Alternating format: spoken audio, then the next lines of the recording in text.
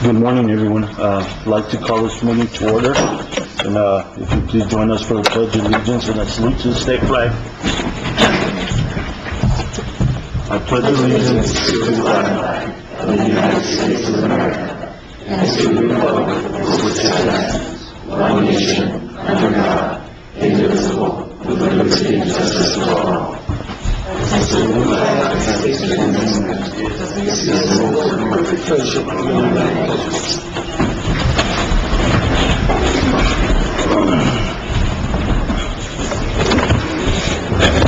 Okay, so the next item on the agenda is approval of work session agenda. Chairman, we approve the agenda as presented. Do we have a first by Commissioner Brown, second by Commissioner Billings? Any discussion? Mr. Chair, I do have a very quick item that actually pertains to the regular meeting agenda that I'd like to discuss it really quick here because the person is in the room. I don't know if they will be when we get to the regular meeting. Okay. So I would like to add something to the regular meeting agenda, and that would be I would propose that we add an item called Implications of HB 220 and HB 255 on future water quality in Grant County, and ask Rick if they would present on that. And then also, it doesn't actually say on the agenda a specific thing about Sheriff Gomez and a presentation from him about the two resolutions that are under consideration, and so I would like to ask that we have a specific item on the regular meeting session where Sheriff Gomez talks to us about those two resolutions, and then invite ACLU or a similar entity to present on that as well. Okay. So these would be under new business? Yes. There would just be additions under new Sure. business. Sure.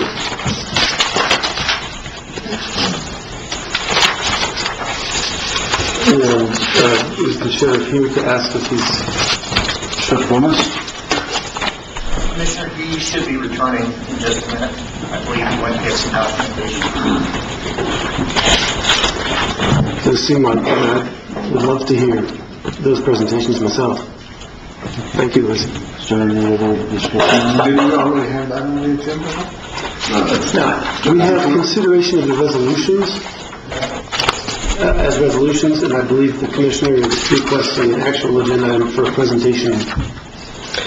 Similar to the agenda item that item K, which is implications of House Bill 220 and House Bill 255 on Freeport-McMoran's operations in Grant County. I'd like to see a similar item for groundwater contamination, and then I'd like to see two similar items for the two other resolutions, the Second Amendment resolutions from Sheriff Gomez and another entity. I think we owe it to ourselves and to the public to have to consider all, multiple opinions about these topics, considering how important they are to the residents of Grant County. No, I just thought that under K, all that was available. That whoever wanted to speak on it could. That's not how we have done it in the past. Okay. You have to have an agenda request, but in order to have an agenda request, you have to know what's on the agenda. Okay. No, and that's fine. Is there any further discussion? So, Sheriff Gomez?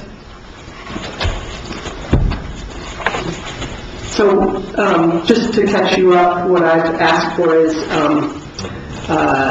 to have you be an agenda item on Thursday's agenda to discuss your perspectives on the two resolutions that you're asking us to consider. Yes, ma'am. Thank you. Mr. Chairman and Commissioners, my only thing, just so you're aware, I won't be present Thursday. I have legislation with the school board that I set up for 2 months ago, but Captain Watkins will be here on my behalf with my statement in regards to the resolution. Perfect. And do we have someone to present an alternative perspective? I'd just like to get it on the agenda. And then we Okay. can invite somebody. Mr. Chairman, Commissioner Edwards, could you phrase exactly how you would like that placed on the agenda? Presentation from... Well, excuse me, I think we're all a little froggy this morning. So, we can put it on there exactly the way it is on there on item K. I'm getting there. So it could be, and implications of the same, just say it the same way that we said item K, only have the bill numbers that correspond to the two resolutions we're being asked to consider. So I think it's HB8, SB8. I have them all. I can get it to you after the meeting. One of the things we're being asked to consider isn't about legislation particularly, right? It's a standalone resolution. But it's still related to, I just don't think we can phrase it the same way, because it's not only about legislation. And maybe we can say,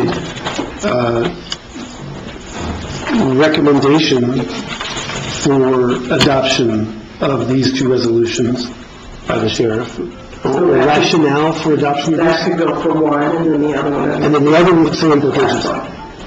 So, we're not giving you a complete answer yet, Shirley, but we're getting there. Before we leave today, okay? So the first one, it strikes me, could be, the first one now being M, right? Because L will be the implications of those HB 220 and 255. So M would be rationale for resolution number R 1923 declaring a Second Amendment sanctuary county, Sheriff Frank Gomez. And then item N would be implications of Pending legislation or whatever. Well, you could do it the same way. House Bill 8, House Bill whatever, House Bill whatever. You're going to list, I believe there are 4 bills you would have to list. Yeah. Mr. Gomez, is that correct? That is correct. Mr. Chairman, Commissioners, that is correct. Okay. So that would be 4 bills. There are 4 bills. I'm sorry, I had, that note is on my desk.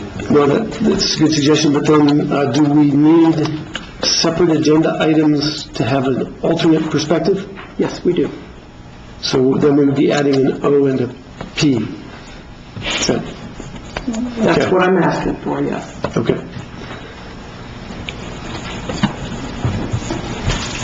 Do you have someone presenting the alternate perspective, or is that just open? It's open at the moment, but I will.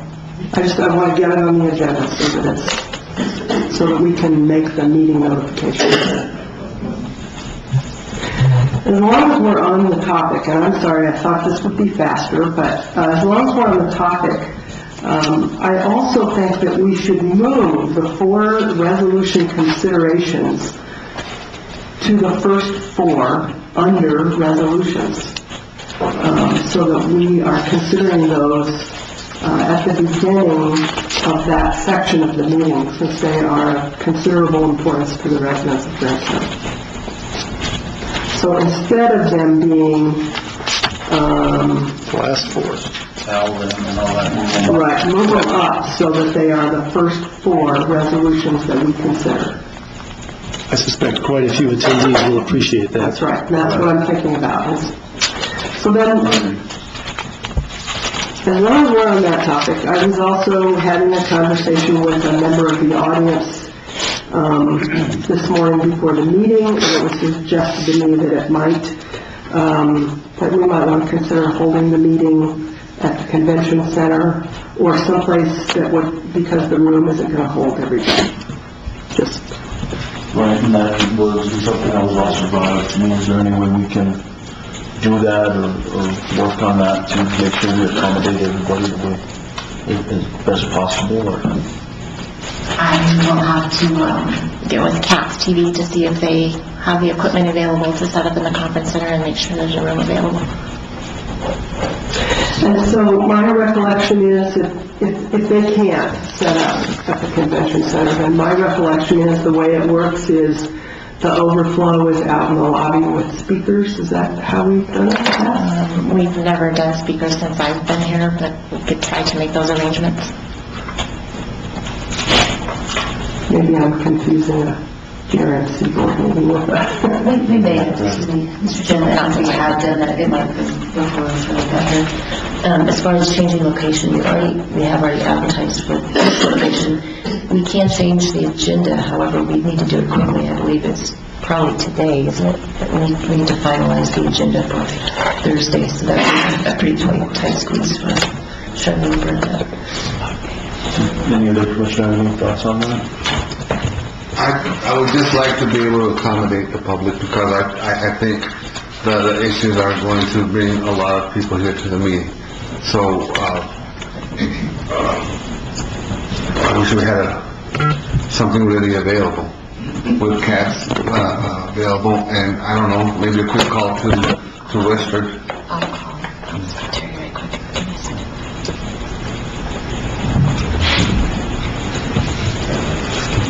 So what other, while she's making a call, what other possibilities do we have if it can't be done? Would you know? Well, Mr. Chairman, what Commissioner Edwards suggested, in the past we have just had the overflow out in the front area, and I do believe we did have speakers one time. Maybe we could track down some speakers if we can't move over there. The other thing, I think this is where Commissioner Salas was headed, is if we just had a video camera from Weston, somebody that just did video from Weston. Is that what you were thinking? That or, I know that they have capabilities, and maybe they have cats and some other medium that since the decision has to be made today, it doesn't have to be publicized, right? So cats could set up in Miller Library or something. in the venue that would be readily available and we have approval today so that we could have a meeting. Should we ask him? I think he's back there. The cats. I think she's out. Yeah, sure.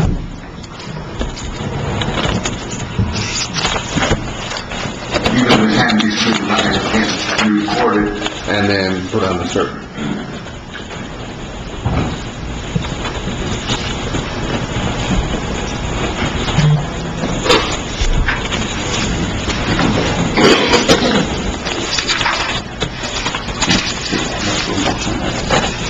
There's stuff to look for the agenda. Your motion, all that, what you said, I just had to, I I'm don't not see it. sure. I don't think you did. I don't think so.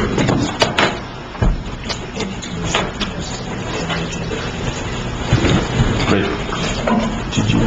Yes, we can move it to the large event room in the conference center. It's available.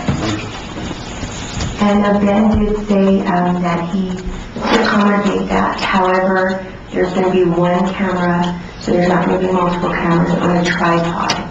So those who are speaking, they can zone in on. However, the audio may not be the best, but he can record it with a camera on the tripod.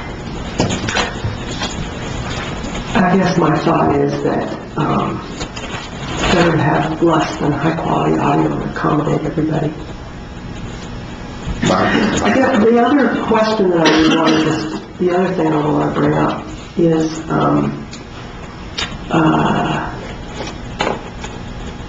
have we ever had a meeting that big? Have we ever, what are the safety implications, anything like that?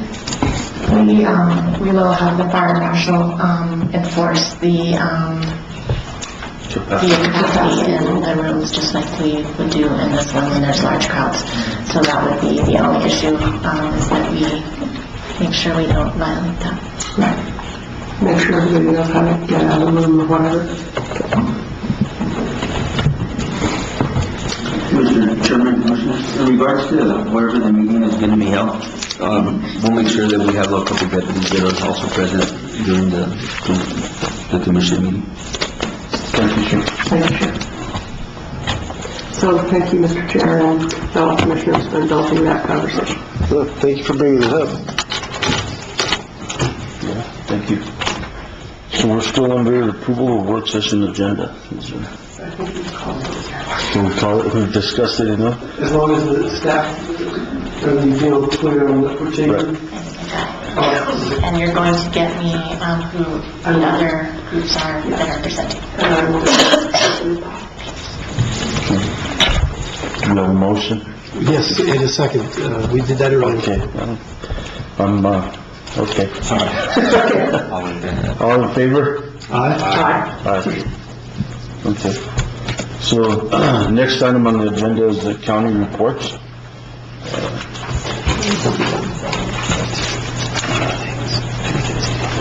Did the Grant County Detention Center monthly report first?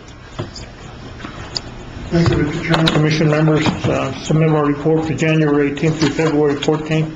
The only thing that I'd like to bring to your attention is the increase in our jail population from last month. I think you noticed on the graphs considerably the population has increased. Currently, our head count today is at 92. Last month it was around the 60s. Like I say, it is an increase, and the only thing I can add to that is that there, again, probation violations and warrants are the reason for the increase. Figure to abide by the conditions of release on the warrants, and then probation violation.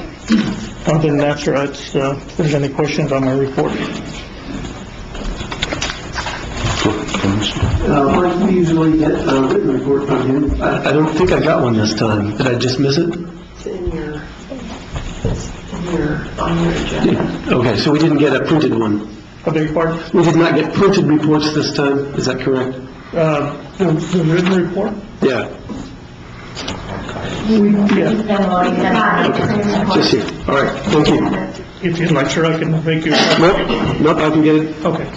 I was just used to that other system. Thanks a lot. Oh, you're welcome, sir. For the record, I asked Mike to start putting them on here so we wouldn't spend so much paper on them.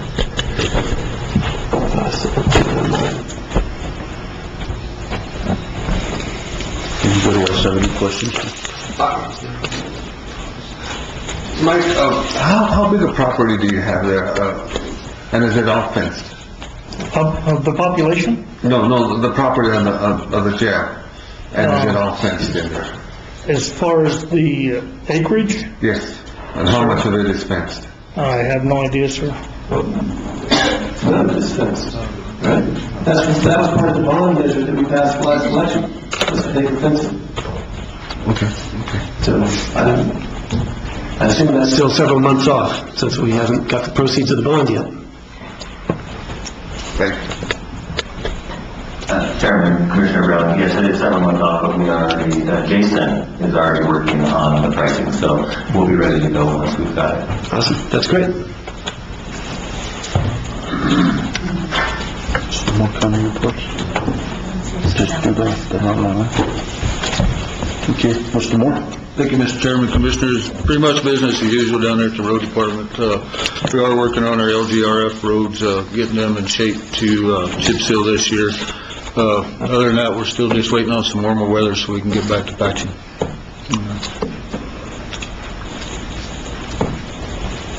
Does anyone have questions for Mr. Moore?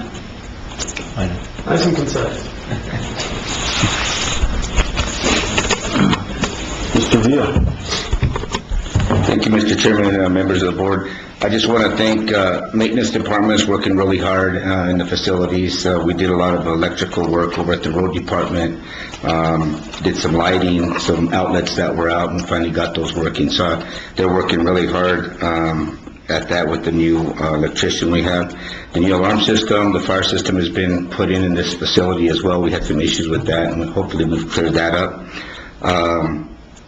They've also done some work over at the dispatch, putting in some new tiles and doing a little bit of painting and deferred maintenance there. Try to clean up some of that area because, as you know, it's 24 hours, and so it's hard to try to get stuff done when you're trying to clean stuff up or paint. Airport, there's some lighting out there now. We had the electrician get out and put some LED lighting in, and hopefully that's helped. I was out there early this morning. It's looking a lot better. There's a lot more light out there. So I want to thank the maintenance. I want to thank the road department, Earl and his crew. They're out there a lot, also helping us with equipment. So I think that's important to saving us money as well with them getting out there. So I want to thank Earl for that. On the fire side, not much happening. We've had a couple of small structure fires, but we're able to contain them. I want to thank Whiskey Creek, Tyrone, and PA. They were the ones pretty much responding, so I want to thank them. We're in training for wildland fire. Hopefully in the next month, I'll have the Forest Service here to give us kind of an update as we get into the fire season as well. Other than that, if you have any other questions, that's all I have. Any questions, Commissioner Salas? Well, I do have one. I got a call from some problems at Baton Park for handicap accessibility. Has that been dealt with? Mr. Chairman, Commissioner Salas, that's been an issue for us. Over the years, it's coming to light now. It's one of the things that we're really going to have to look at. As you know, the facility was a maintenance shop. It was not for any kind of activity involving the public. So over the years, it's been an issue, and the problem with that moving forward, you're looking at very expensive to try to get that to ADA compliance.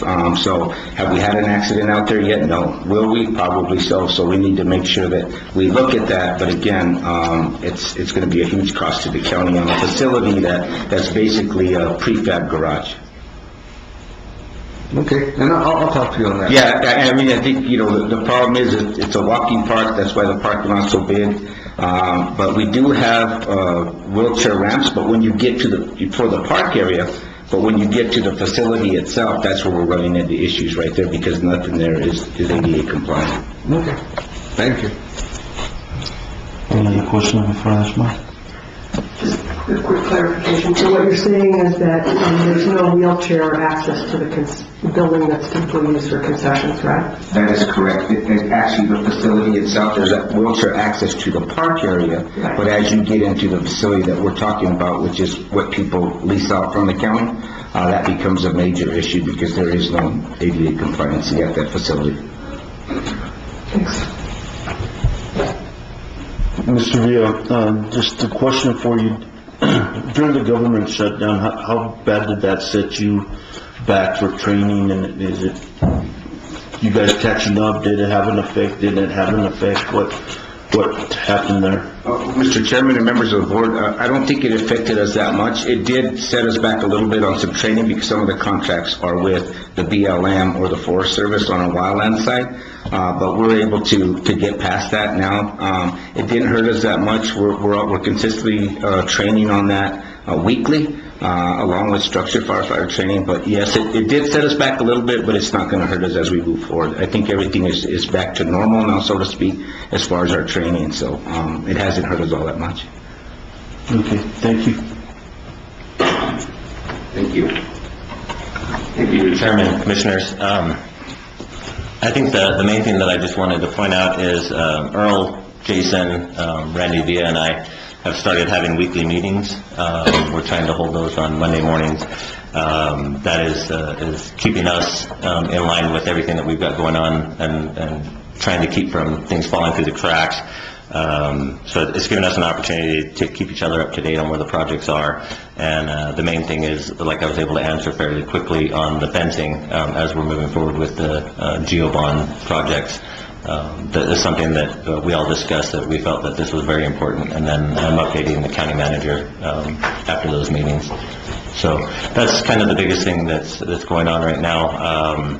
Project-wise, the Whiskey Creek Volunteer Fire Department addition is under construction, and the sewer line extension has been completed out there. So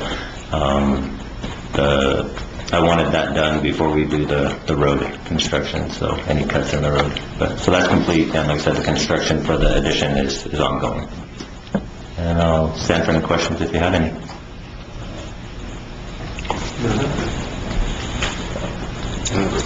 We're good. Thank you.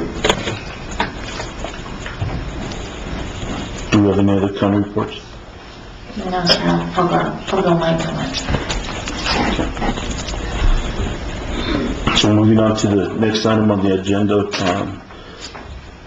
public input and purpose of public input. The general purpose of the county work session is to inform the Grant County Board of Commissioners of the agenda items that will be addressed at the next regular meeting, and for department heads and other elected officials to communicate with commissioners in regard to matters in their respective departments. In accordance with Grant County Resolution number R-19-01, we welcome public input, limited to the agenda items only, and will be limited to 5 minutes per speaker.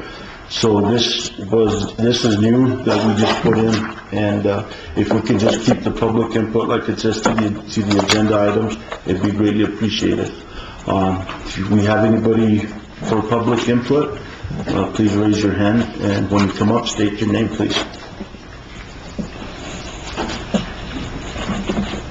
Yes, sir.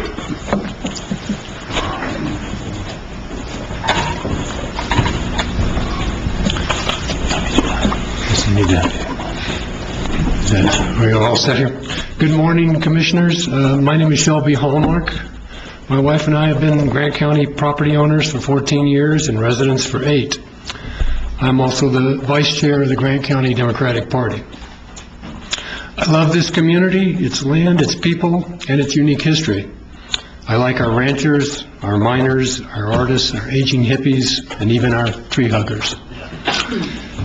I recently discovered the resolutions on the Commission's Thursday agenda regarding legislation currently under review in Santa Fe.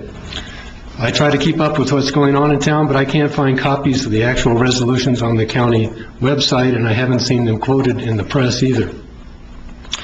Since several of these resolutions involve very complex issues that are important and extremely contentious, I hope the Commission will take the time to evaluate all sides of the question involved, and rather than rushing to judgment because heated opinions have been advanced by influential local entities.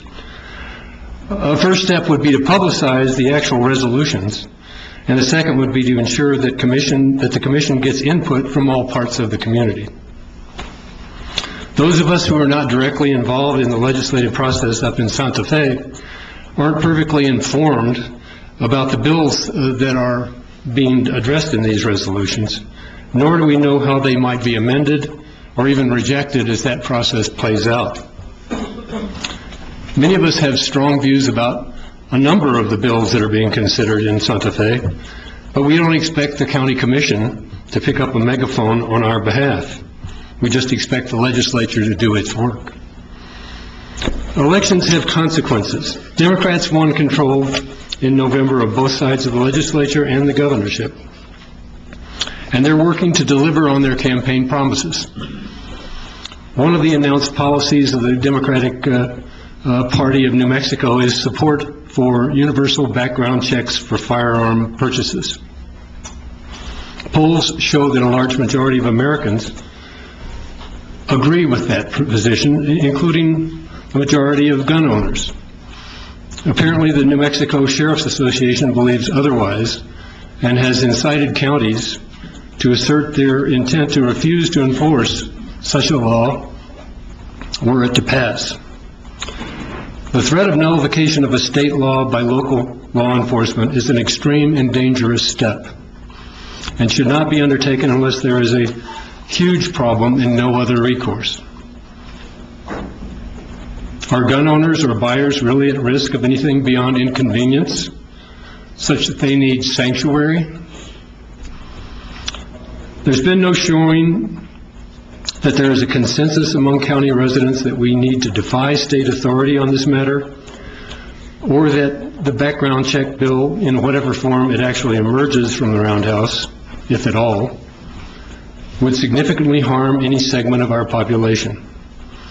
On the other hand, there is reason to believe that such a bill might keep guns out of the hands of some individuals who shouldn't have them. But passing a gun sanctuary resolution will do one thing. It will stigmatize Grant County as a place some people would want to give a wide berth to. I hope the commission will take the long view on these matters. Gun control, Second Amendment rights, that's an incredibly divisive issue in our society. Let's not make the divide worse by taking a rash action that would be a permanent stain on our history. You have 1 minute. I'm done. Thank you very much. Thank you.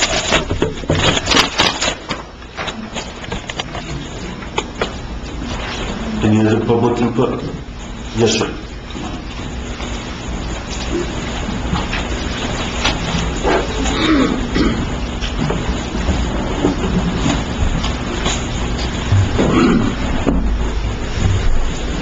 Mr. Commissioners, I'm a lifelong resident of Grant County, and I would like to react to the gentleman's comment. My name is Ron Bateman, and I believe in the Second Amendment to be stayed as it is. The gun control bill that is now apparently being talked about up at the Roundhouse, we have a background check already going in place. We don't need continued background checks and burdens put on our citizens where it's to the point where if you exchange weapons or you do all these other things, there's a penalty. Plus also there's an unnamed amount that they will charge you if you decide to sell your weapon to somebody else.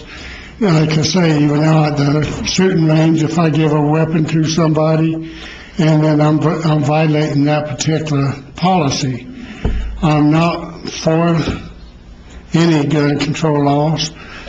Today I read there's a House bill that one person added that stated, well, he wanted to be notified if any illegals should try to purchase a gun, and the Democrats voted against that. The bill talks about all U.S.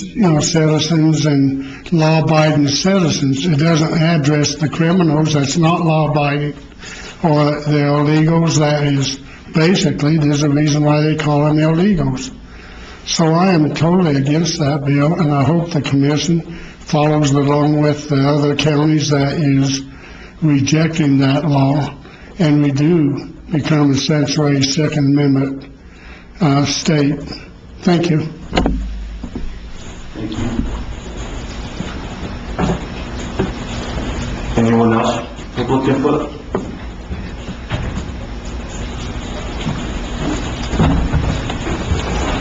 Nobody else? Okay, we're good. Commissioner, sorry. So, Mr. Chair, I just, earlier we talked about the agenda item that wasn't in Novus but is in the published one, which is the review of the Thursday work session, or the Thursday meeting. Yes. And so now I'm noticing that there's another thing missing, which is the financial reports. Is that also in the one that was published and not on Novus? You mean for today's? Review the, don't we usually, So I'm so usually- confused. Don't we usually review the expenditure report on the website? It's a part of reviewing the agenda. Part of 7?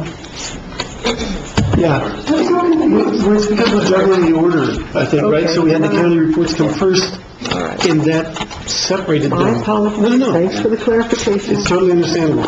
I've got somebody new up here too. I was struggling with it too. Well, I'm not new, so I should know. So you're on later, right, Linda? See, that's what happened. It stopped right between the two of you. Right, and they were like, wait, where's Linda? No, that's why any other county reports, because I saw her there. Yeah, Right, okay, sorry. So, Carry on. okay, moving on to the next item is presentations. Presentation from Gila Regional, Ms. Tapiades.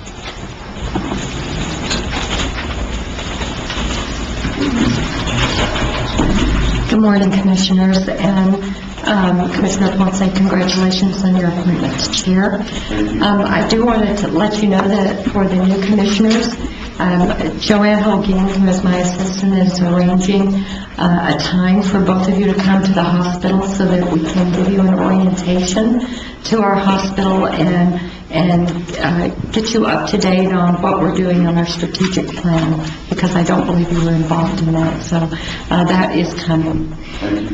Yes, thank you. One of the things that I have always thought about the role of the CEO is recruitment to our area. And as you know, for some reason, this area is very difficult to get physicians, especially young physicians with young families, to come to this area. It has to do in part with the retail market, on shopping, on things that are available for the wives, education, which they are very concerned about. And when we were in Santa Fe, one of the issues that came up was regarding funding for the charter school, which I was very concerned about also, or any of the funding that goes to our young education needs. And so I am with other people that if you don't go to Santa Fe and if you're not involved in what's going on in Santa Fe, you're really lacking in that knowledge base about bills that are being proposed, viewpoints of people that have nothing to do with our county but do have to do with the state. And it was much like with our hospital, where we have a county-owned hospital, yet decisions are being made regarding our hospital by people who have no invested interest in our county.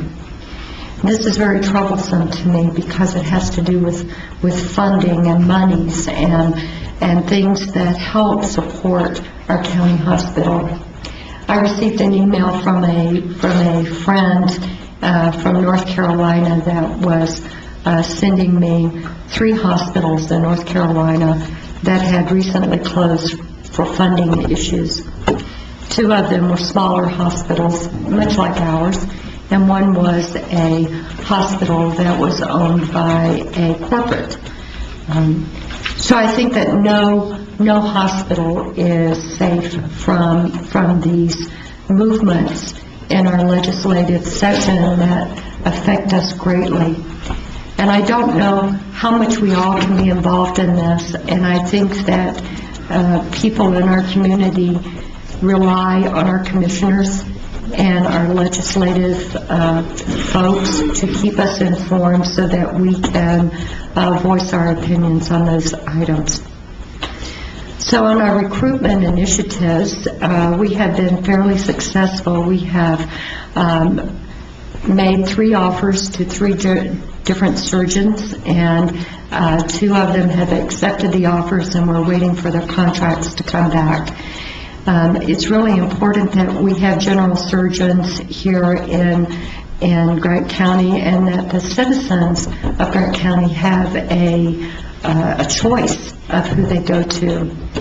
One of the areas for surgery that we're really very, very concerned with is people that have a knowledge of oncology surgeries because of our oncology service line, which we are trying very, very much to expand.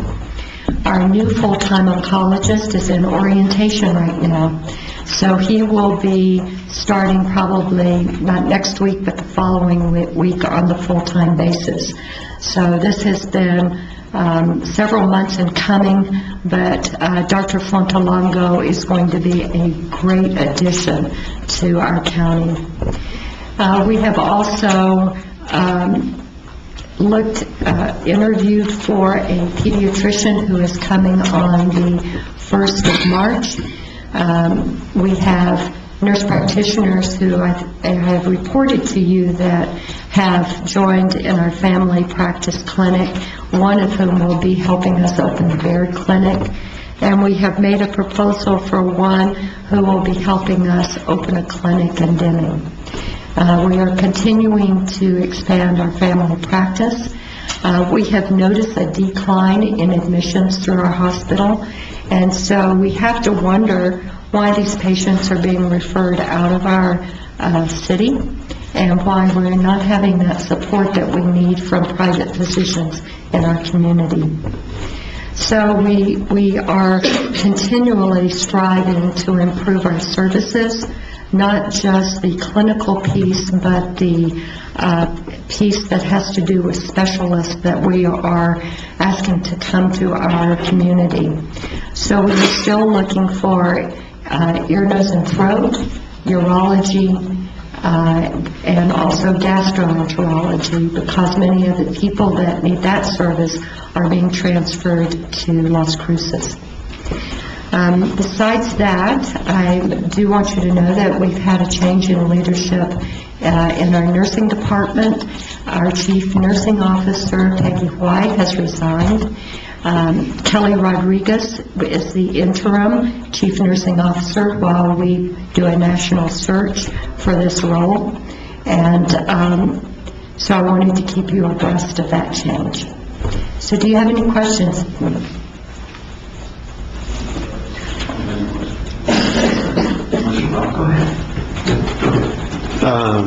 First, I was very saddened to hear that our CNO had resigned. Yes, she did a fabulous job, and well before you were here, I was highly impressed with her presentations to the board and her planning ahead. Very sad to see her go. On the private physician referrals, you just mentioned that you were wondering why we're not getting them. I'm wondering if you are engaged in any process to determine why you're not getting them. Yes, we are. Okay. But that doesn't mean we're giving the straight answer. You understand that? That's a fine point. Yes, it is. But we do reach out. I have reached out and will continue reaching out because relationships are very fragile. People remember things that happened 15 years ago to them, and it's very dear to their hearts. So rebuilding those relationships is most important to us. Okay, thank you. I hope that you're able to get some straight answers. I don't know if one of the things you were referring to about the legislature had to do with something I've heard about that I know very little about, but I'm wondering if you could tell me if it matters, and that's cuts to the Cancer Center at UNM, and of course we have a relationship with them now. Is that something that's concerning to you? It is concerning to us, but you know, these bills are very convoluted. And what you look at, or what is seen at first blush, may seem one way, but then when you dig into it, you find all of these threads that may not affect us as negatively as we think. So I have learned a long time ago not to do a knee-jerk reaction to anything that I get through the email that says, oh, this is terrible, oh, you know, the sky is falling. Because we have to do a greater dive into these bills to truly understand them. And who has time to do that? But we have to pick those bills that truly affect our community and do that deep dive to be able to formulate an opinion on them. And have you formulated one yet about the UNM Cancer Center funding? Richard and I are looking at that. Okay. What we saw as being, I think, like a 30% cut did not really end up being that way. Okay. Thank you for that. Yes. Thank you, Mr. Chair. Anything else? Commissioner Edwards, yes. In talking about local services and local service lines, it seems like I hear an awful lot about people with heart issues getting shipped out to somewhere else. Can you talk, now in my layman's mind, it seems like heart issues are pretty prevalent. Can you just talk a little bit about what is happening with heart issues in the hospital and what you see as the future of treating heart issues here? Yes. We're expanding our program with cardiology, but if you just look at cardiology in itself, that's treatment of the heart. But if you're looking at something more invasive, like invasive cardiology, that has to do with cath lab. It has to do with stent placement, and that we do not have. What we have to investigate is to see, does the amount of the population of these type of cases that we're transferring out warrant the investment of a cath lab and a permanent cath lab in our county. We have looked at the one in Denning and have not been impressed with the volumes going through there, and that's pretty close to us. So the cost of the investment is very large. So we have to do an analysis to make sure that the volume is here to support interventional cardiology. So if Denning has a cath lab that can do interventional cardiology, and we might have the need for interventional cardiology, they have low volume, we could add to the volume. It sounds like a partnership that would make more sense than flying people to Tucson or Albuquerque or something like that. Have you explored that at all? We have. I don't believe their cath lab is functional right now. There have been some issues that probably are not appropriate for me to share in this venue, but our cardiologists are going to send patients where they think they can get the best care and with the best outcomes. Well, we would certainly all want that to happen. Thank you. Thank you. Anything else? Any other questions? All right, I'll turn it over to Richard. Good morning. So I do want to address some particular issue at the State House, and I can't recall the House bill number off the top of my head. But in essence, the legislation has been introduced to cut the cigarette stamp tax fund. We're reallocating some of those funds to some other programs that are important to some people. So that's a concern to us because the cigarette stamp tax fund was established to service rural cancer centers, with GRMC having one of those. We're in the process of seeking funding through this mechanism, and moving forward, if this bill gets put in place, it's going to divert about half the funds to other programs outside of cancer center. So that is one concern of ours. There's also a bill at the House that's dealing with professional liability insurance and removing some of the caps that are currently in place. In that particular bill, if I understand it correctly, is being solely driven by plaintiffs' attorneys. And I always say follow the money. You get caps, larger awards, larger attorney fees. So that's a concern to us because that will cause our insurance premiums to rise. And anytime, y'all know how this works. Any increased fixed cost to run the organization are dollars removed from patient care. And it's just as simple as that. So I do want to talk a little bit about December financials. We did end December with a $160,000 loss. That did bring our year-to-date loss to $279,000. From an EBITDA perspective, which is basically cash flow, we have added $1.1 million in cash to the organization versus this time last year we were at a negative EBITDA of $2.3 million. So we've stopped burning cash, and we're starting to cover our depreciation expense as we move forward. Now, a snapshot into January. We did have a profit for the month of January, which brought our year-to-date profit to right at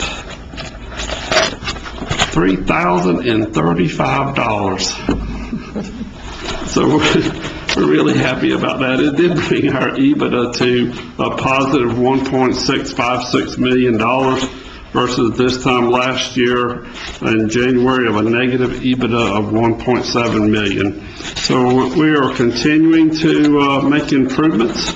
I will tell you that for the month of December, we collected 111% of our previous month's net revenue, which we expect that to occur.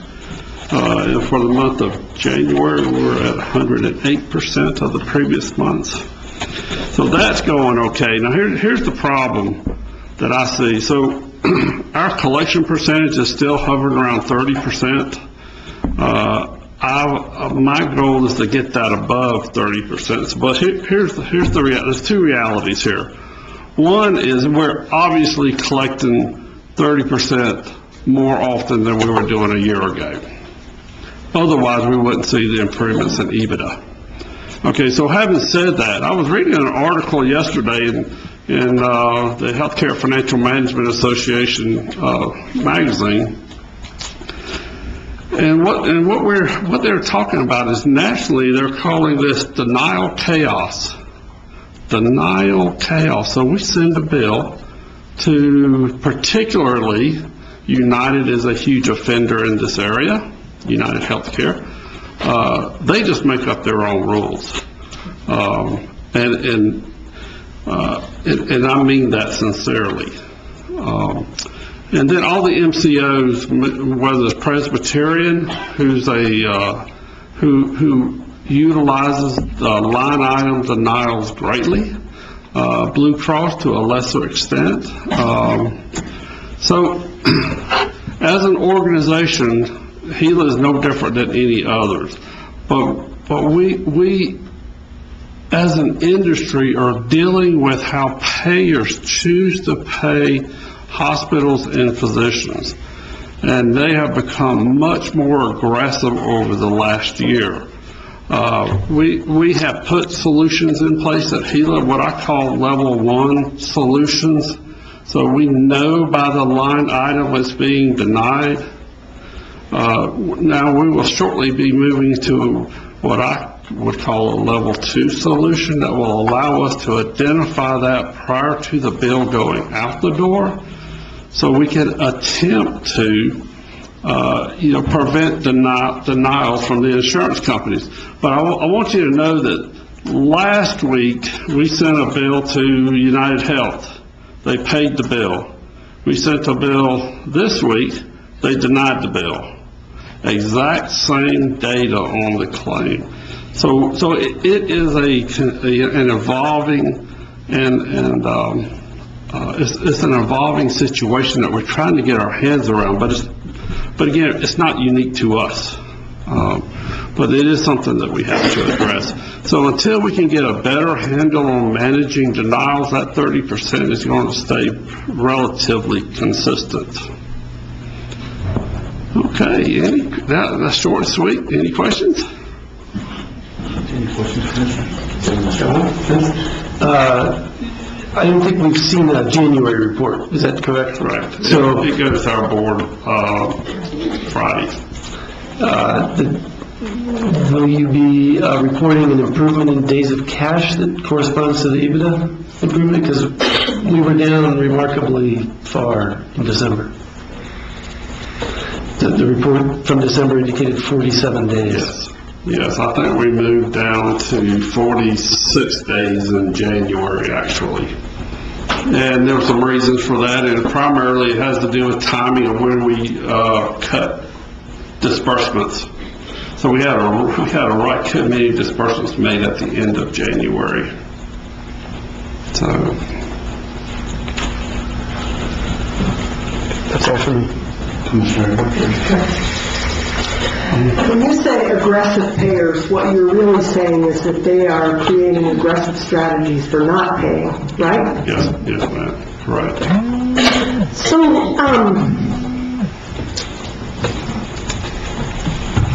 it seems to me like there's got to be a way for practitioners, hospitals, physicians, clinics to come together and combat this. Is there not? I mean, because obviously you as an individual entity is not going to make much headway against United Healthcare making their own rules so that they can scoop up as much money as possible or avoid paying. But isn't there some way of collectively combating this? Well, you have to be very careful not to run afoul of the federal regulations related to, the term is eluding me right now, but the fair trade practices. We can't band together and say we're going to do this, just like we can't band together and say, the Blue Cross or United, that we want this much in reimbursement, those federal regulations that prevent that. Now, I will tell you what Mayo Clinic does. They don't really have to play in the same game that we have to play in. They just don't accept assignment and expect payment straight from the patient. And they're very, very clear. And what will happen if after Medicare pays and the patient doesn't submit, they have a very strong and aggressive collection process. Most rural hospitals or most hospitals, really can't play that game. So we have talked to the insurance commissioner of New Mexico, who basically says, it doesn't fall under their purview, which is the first time that's ever happened to me at a hospital. But that's what we were told. So yeah, I thought about just taking them to small claims court for $500. And I haven't moved there yet, but a lot of denied payments, I'd rather have $500 than no dollars. And one of the things, United is very aggressive too and even the MCOs are very aggressive in denying payments for cancer treatment. If we don't tell them exactly the dose, they'll deny payment on the claim. And I mean, it's to that point. If we weren't here in Grant County providing cancer services, what would happen to these people? But when you're sitting in Chicago making decisions on, how to affect my bottom line, they don't think about Grant County. So it's very concerning to all of us at the hospital that we are putting a lot of effort into the care that we provide only to be denied payment sometime years after the fact. They'll come back in and recoup it. So this New Mexico insurance commissioner, is that an appointed position? Does the governor appoint that person? I don't know in New Mexico. In other states I work at, it's been appointed. So maybe we need to convince that person that they need to be on our side. I could use some help. Consider it done. Thank you. Thank you. Mr. Commissioner, I did fail to mention two things, if I may, before we end. This week we had, or I think it was this week or last week, we had a meeting with multiple law enforcement agencies to talk about the growing concern of violence in our hospital and our emergency department.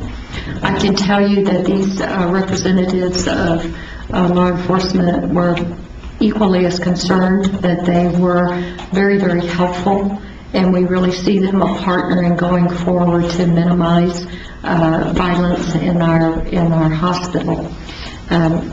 So I wanted to mention that to you. The other thing I wanted to mention, and this is really a very selfish thing on my part to do, is that we have two new commissioners now. We're in a new year. It's called 2019. We have evolved from a very rocky 2017 and 2018, and now we're starting this brand new year. We're already in February, and our fiscal year ends the end of June.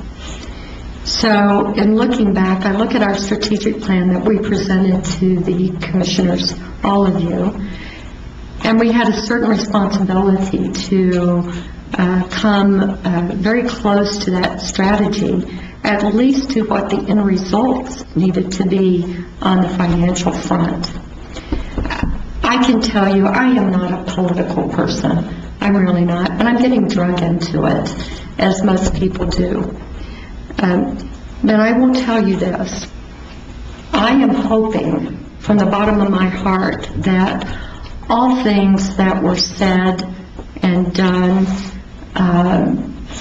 regarding myself in the past, that those feelings are put aside.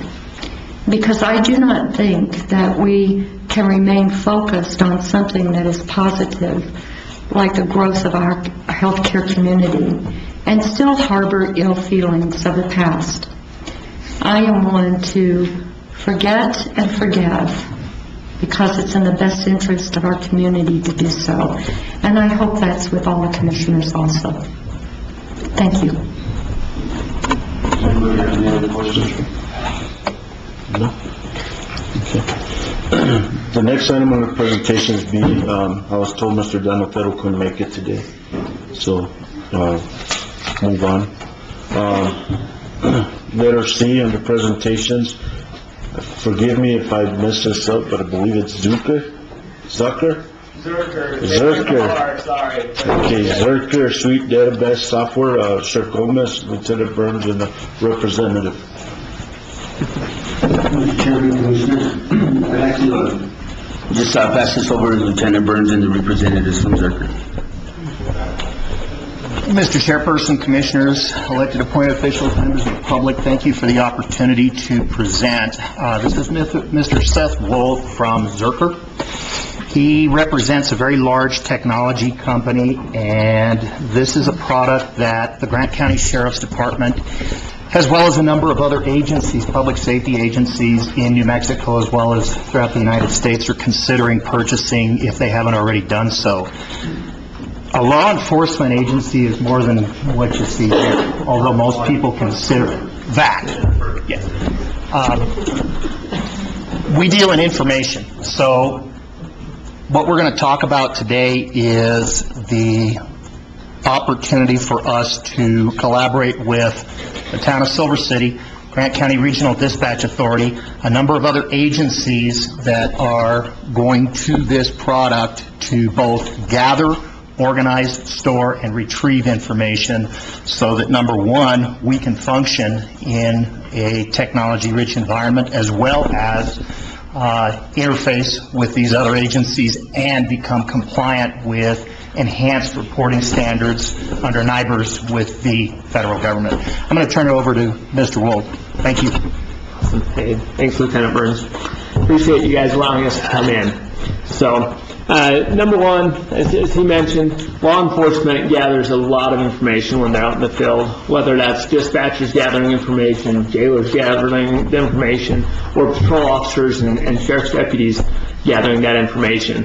And historically, that information was stored basically in a filing cabinet where you wouldn't access that paper to show up for court or whatever else. Great.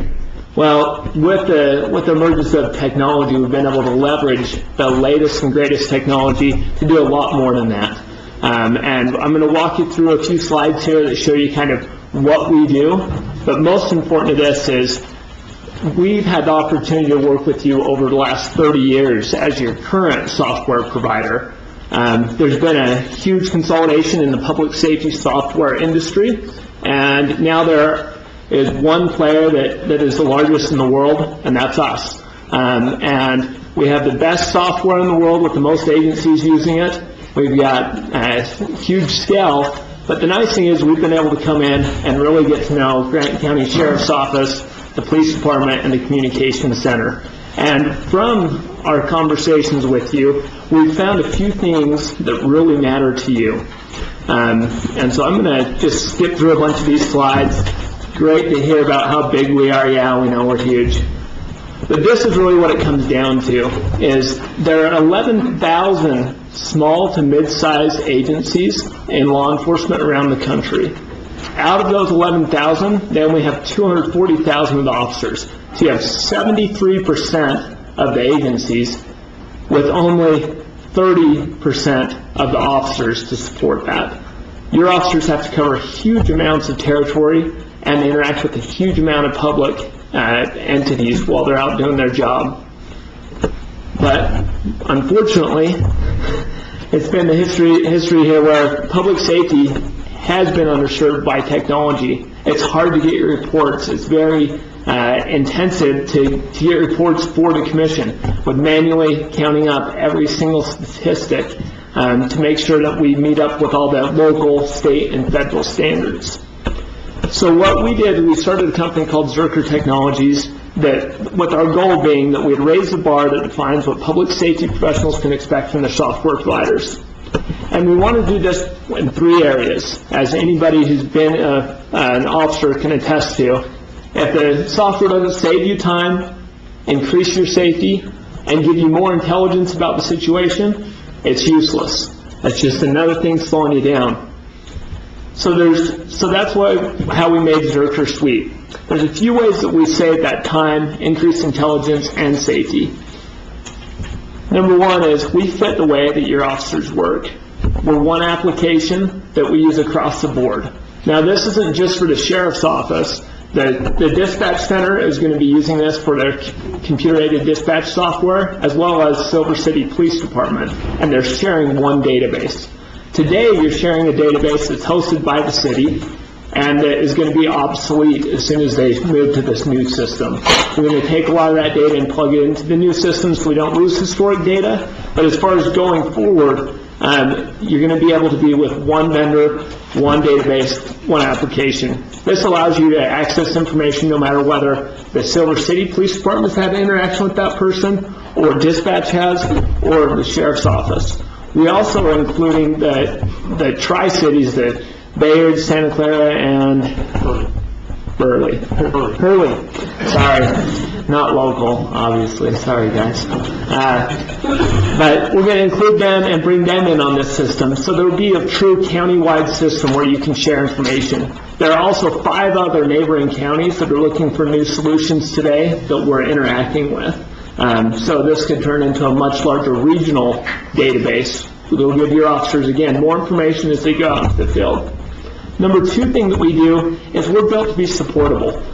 We manage the servers with this solution so that you don't have to. We take that cost and that burden off of you. We also replace those servers as needed. We know when something's wrong with the server before you do, and we replace it and keep it up to date. That's critical with law enforcement, especially with your 911 center.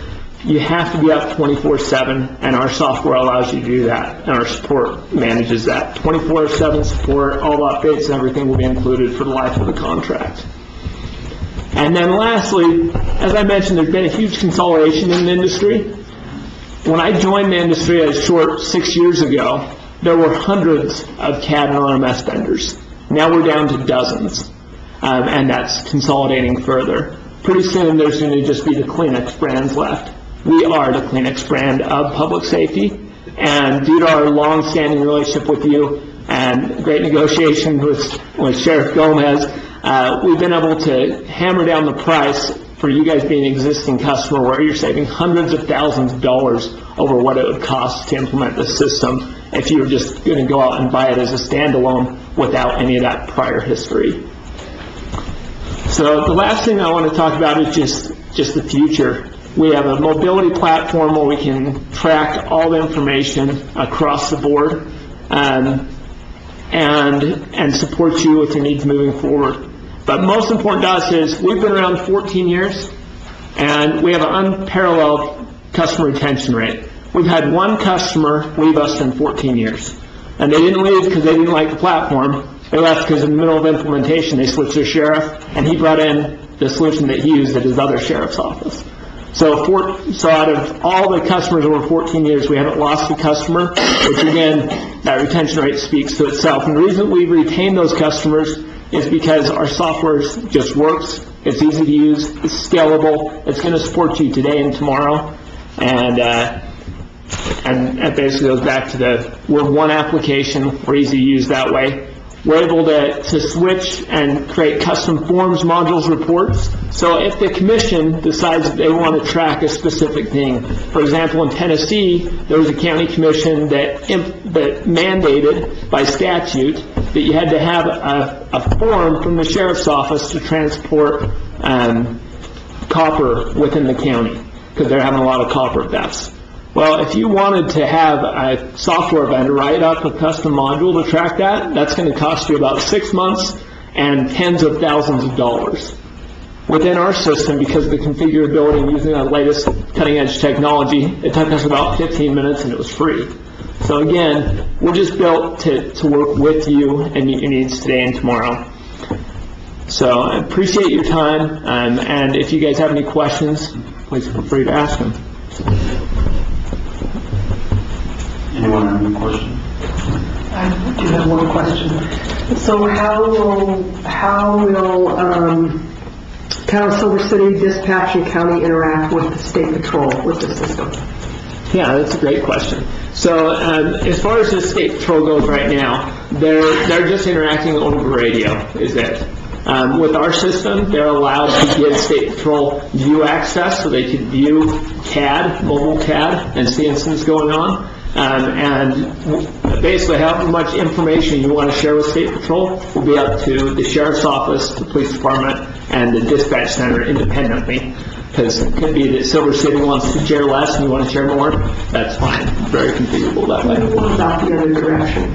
What if we need information the State Patrol has? Yeah, so with the State Patrol inside of their repository, anything that's going to be on an NCIC or a III return is viewable within our system. So, for example, if a sheriff's deputy pulls over a vehicle and runs the license plate, our system is going to automatically run that through the state system to see if there's anything associated with this vehicle that has a return on it.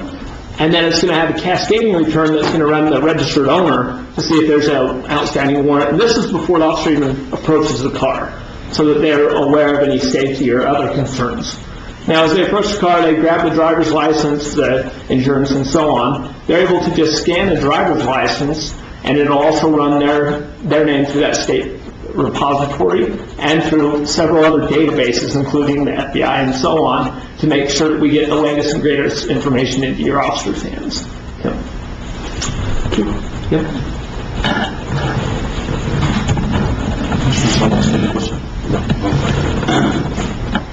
Yes, ma'am. I'm sorry. I'm Cindy Blackman. I work for the DWI misdemeanor compliance. Is there a possibility that probation services could have limited access to that database also? That's a great question. So as far as access to the system from other outside agencies or within the county, that's totally up to you. Of course, we're CJIS compliant because of the information that we store can be very sensitive, and so the permissions would be based off of which agency or government agency you're with. So, for example, you wouldn't be able to see NCIC returns, right? But generic information about that person, yes, you can see that. And one other thing that I failed to mention earlier was we are the second largest public utilities software company as well, and we're your current public utilities company. And so for the future, as far as our development goes, we're working on integrating where public utilities information will also be able to be seen both ways.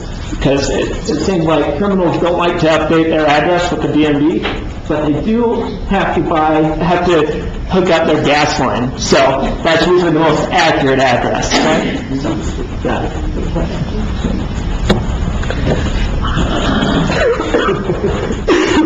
Hey, thank you.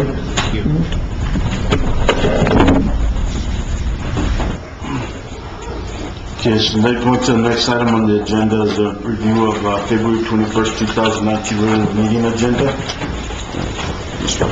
Mr. Chair, Commissioners.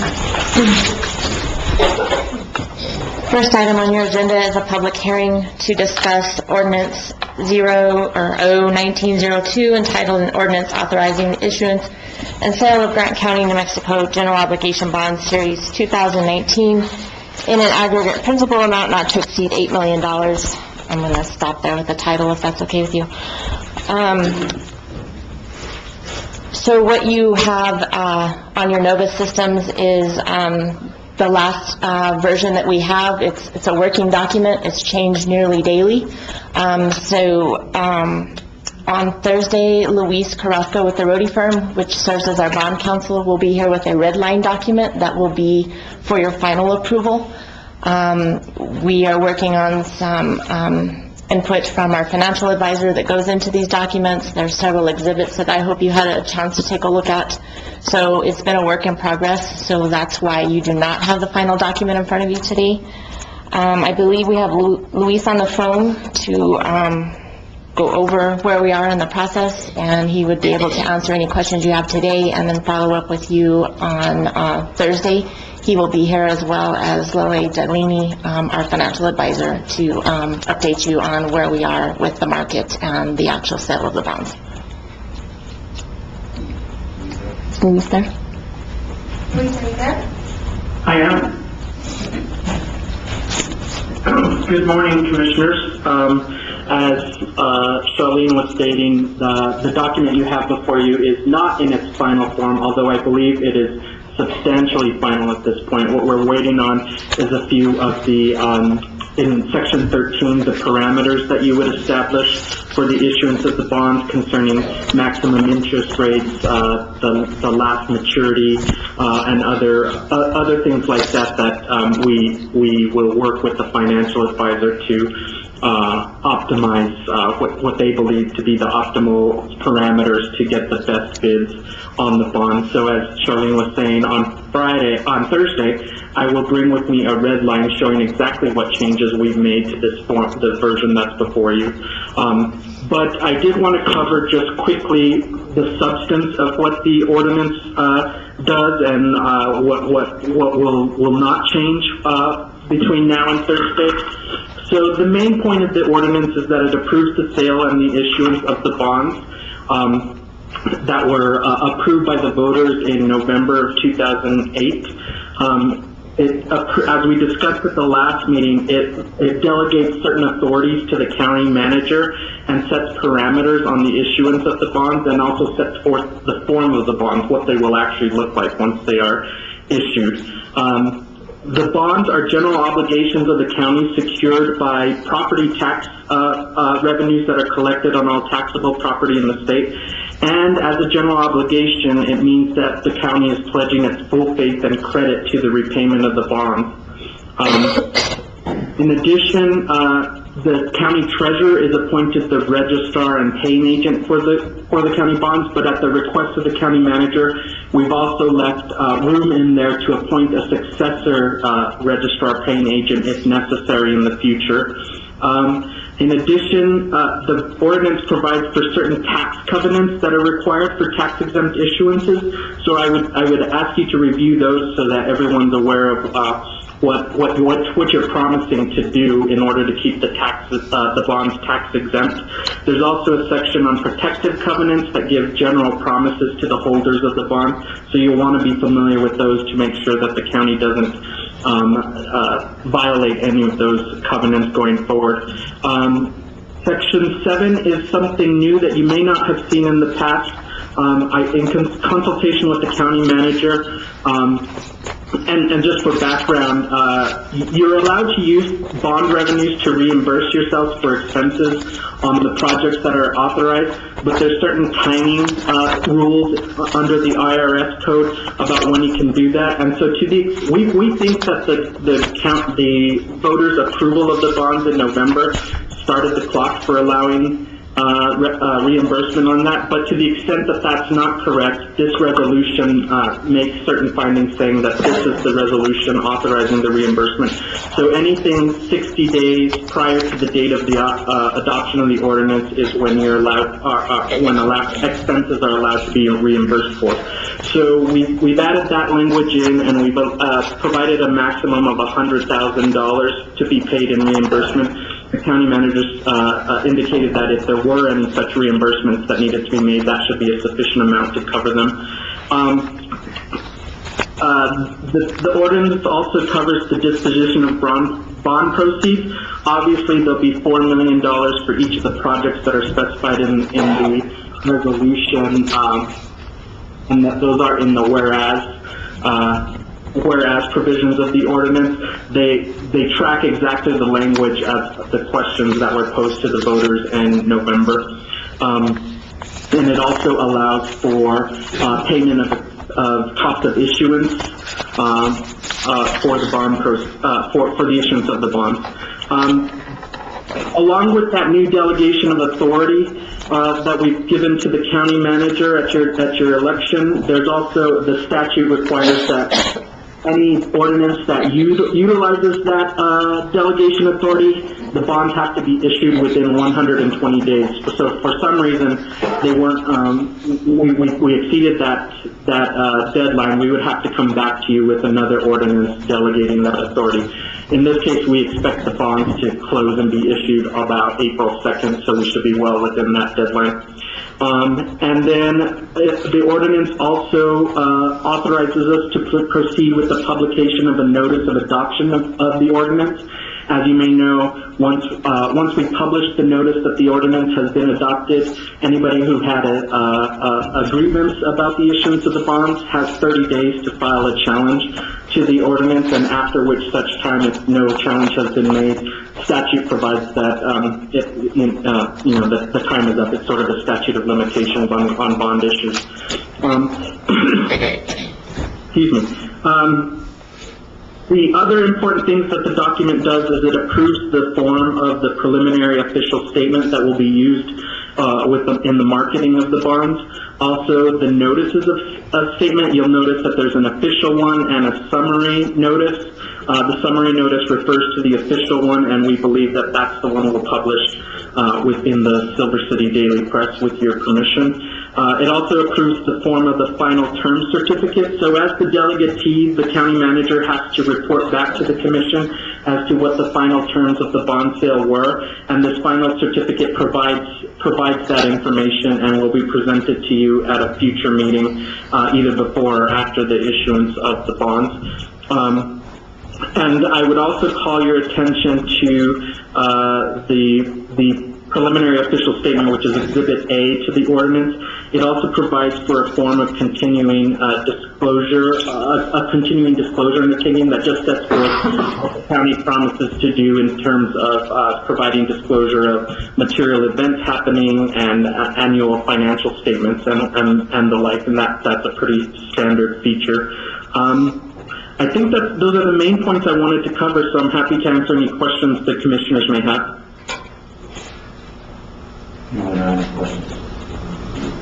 This might be, Lele, I'm not sure. When do we expect to be able to fill in the rating, the Moody's rating?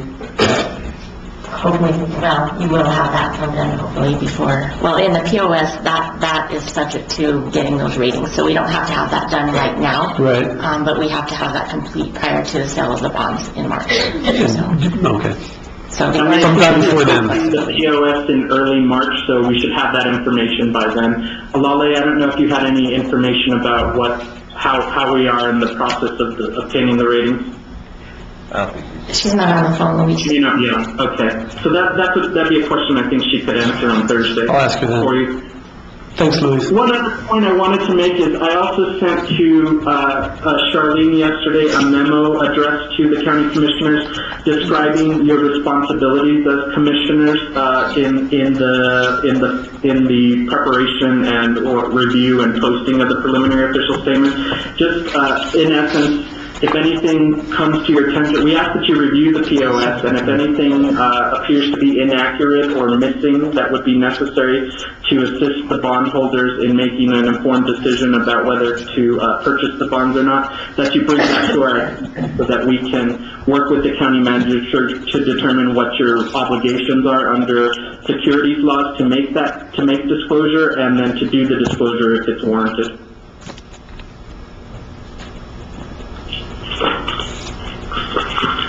Any other questions?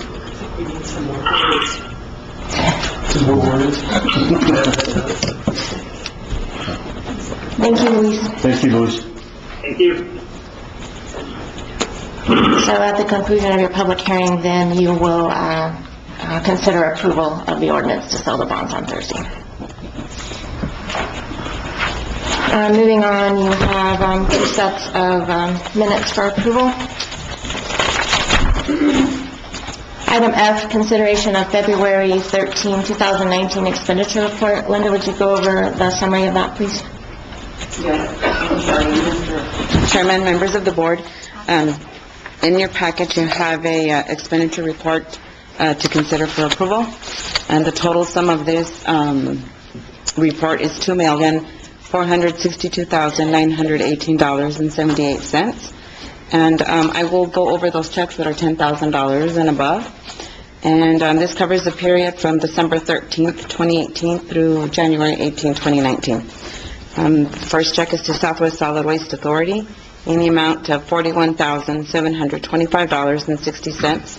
And this is for the November 18 tipping fees. A check to Ride Express Fleet Services in the amount of $23,866.52. Sorry to interrupt you. I think we're looking at a different expenditure report that ends the 13th of February. I'm sorry, I was out of the office, and this is what I received. I have this right here. Okay. Oh, does it? Okay. Sorry about that. The total sum of this report is actually $1,370,087.62, and this is for the period ending February 13th, 2019. Okay, and the breakdown on the AP checks is a check to the New Mexico Insurance Authority in the amount of $25,000, and this is for a deductible on an insurance claim. A check to the Southwest Solid Waste Authority in the amount of $47,588.87, and this is for the December 2018 tipping fees. A check to Bohannon Houston Incorporated in the amount of $14,737.29, and this is for the North Hurley Road Phase 2 drainage improvements and improvements at the airport. A check to Creative Bus Sales Incorporated in the amount of $44,545.04, and this is for a portion of 2 buses that were purchased for Correcaminos. A check to Casco Industries Incorporated in the amount of $15,429, and this is for bunker gear for Tyrone Volunteer Fire Department. A check to Southwest Concrete and Paving Incorporated in the amount of $21,524.63, and this is for road materials for the road construction projects. A check to Ascent Aviation in the amount of $17,366.04, and this is for jet fuel purchase. A check to Kriegel, Gray, Shaw and Company in the amount of $15,705.31, and this is for an audit progress billing for fiscal year 2018. A check to Caterpillar Financial Services in the amount of $11,535.93, and this is for the February lease payment for road department equipment. A check to Summit Food Services LLC in the amount of $21,183.79, and this is for the December 2018 inmate meals and medical snacks. A check to Triadic Enterprises Incorporated in the amount of $11,361.10, and this is for a computer network redesigning and reconfiguration. A check to Vital Core Health Strategies in the amount of $57,959.33, and this is for the January 2019 inmate health services. A check to Southwest Concrete and Paving in the amount of $16,570.03, and this is for road materials for the road projects. A check to Ascent Aviation in the amount of $18,178.69, and this is for jet fuel purchase. And also included in this expenditure report is payroll checks for pay period 3 and a partial payment on pay period 4, totaling $200,972.53. And again, this is $1,370,087.62. No questions? I have a question about the deductible. Is that something we can talk about? seems like it must be done if we're paying a deductible. We can talk about it now. Not the lawsuit itself, no, but that's the The deductible. deductible's paid before the lawsuits. Okay.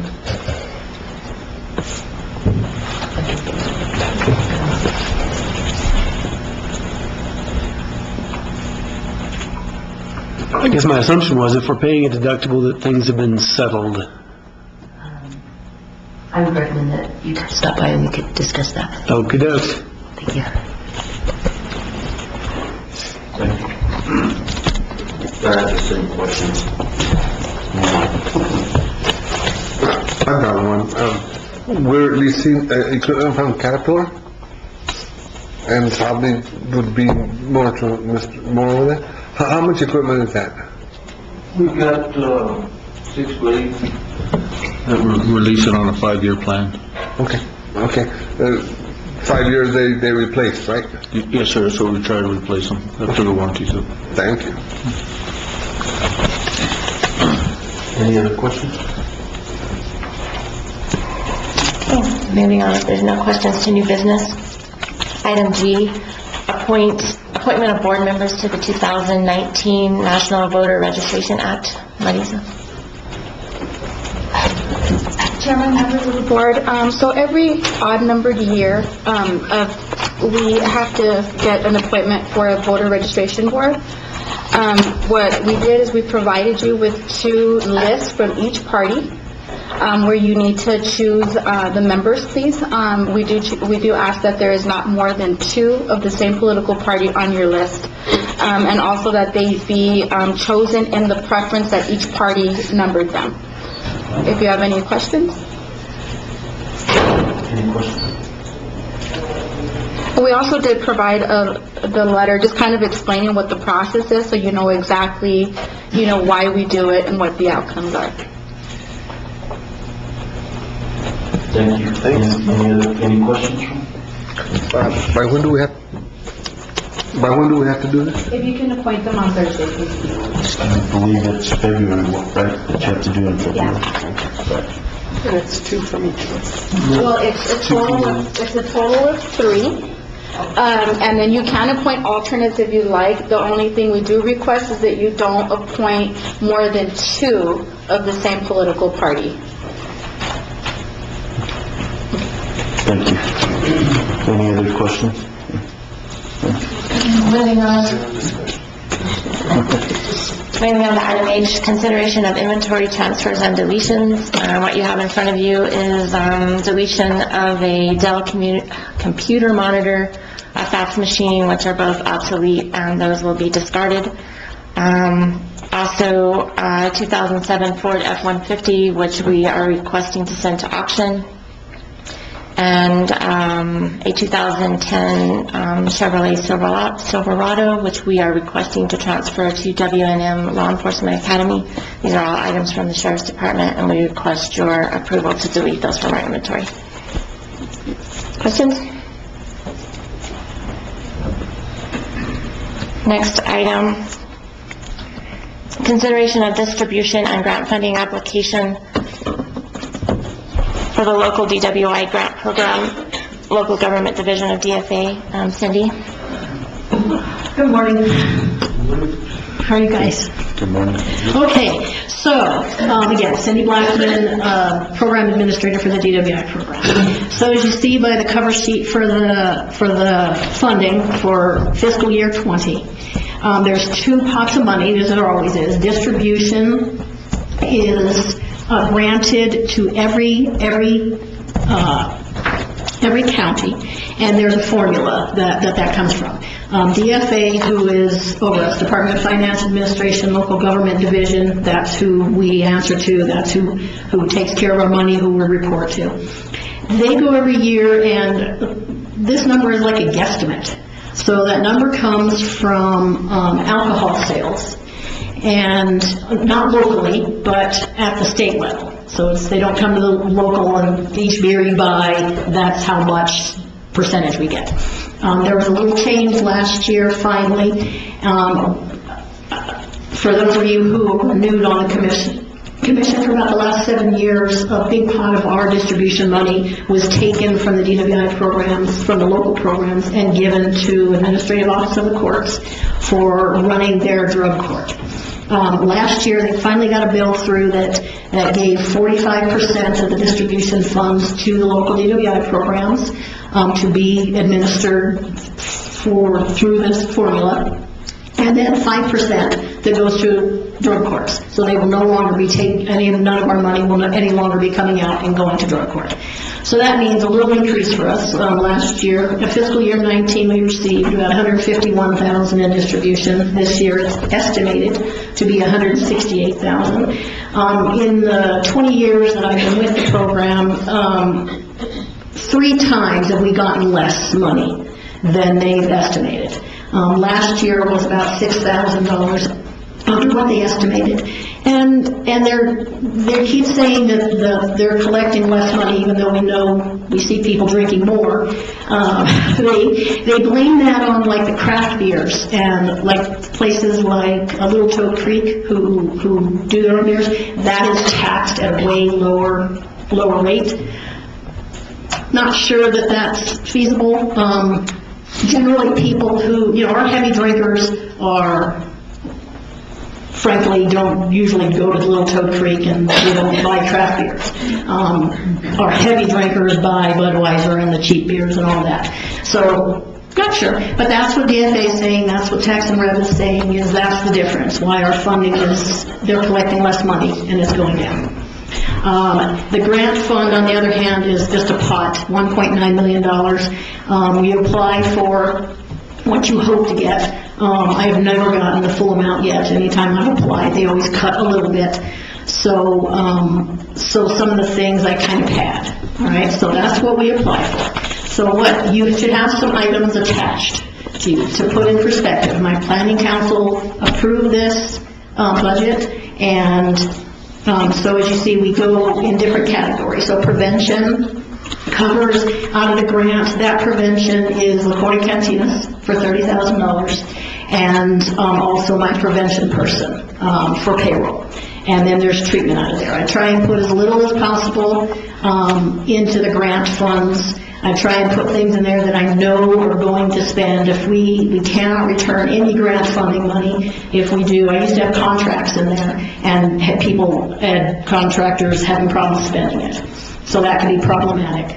So I make sure that I put things in the grant funding that I know are going to get spent, and I don't have to return any of those funds.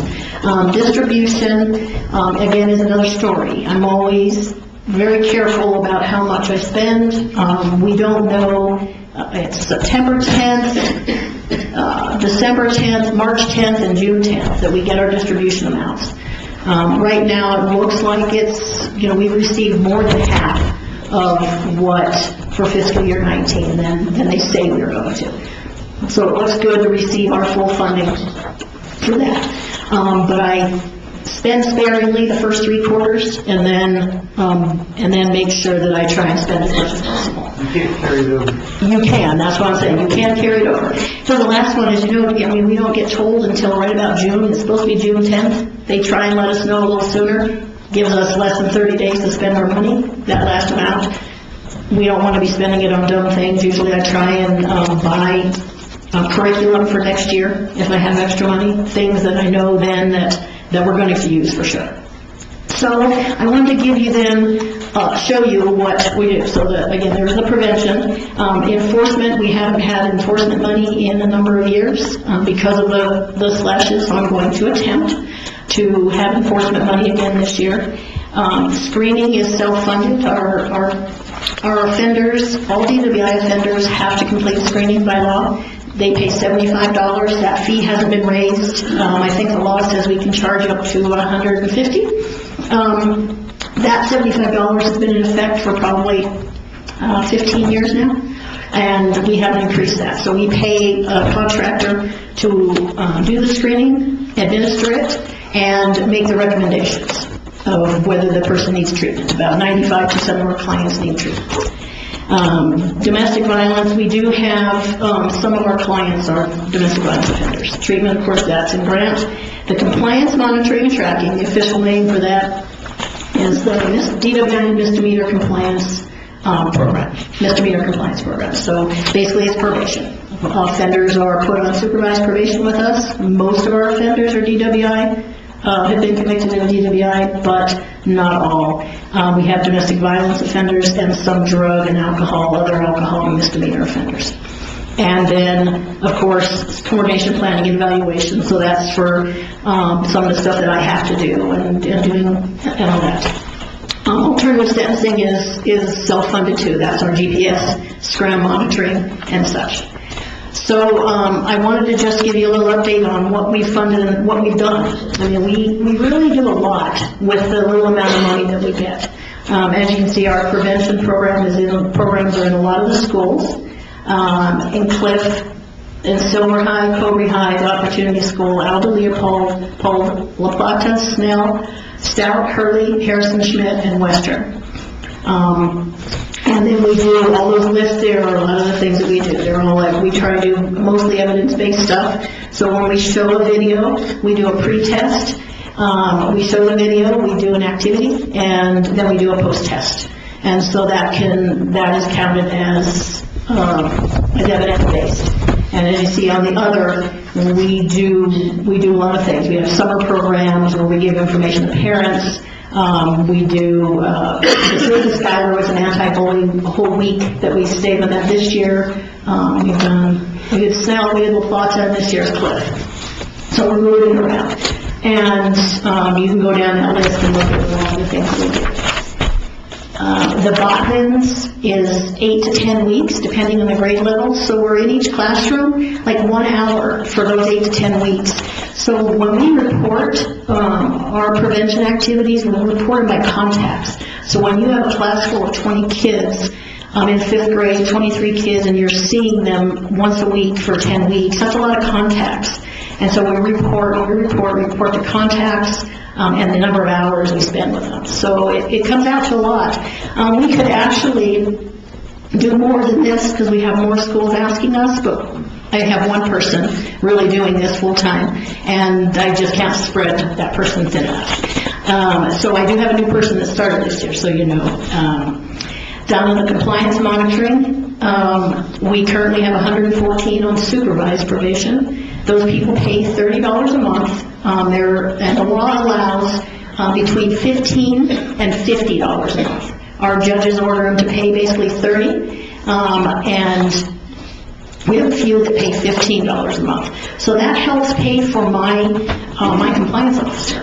About $26,000 this year of the fees that we collected from our clients went to pay for part of my compliance officer.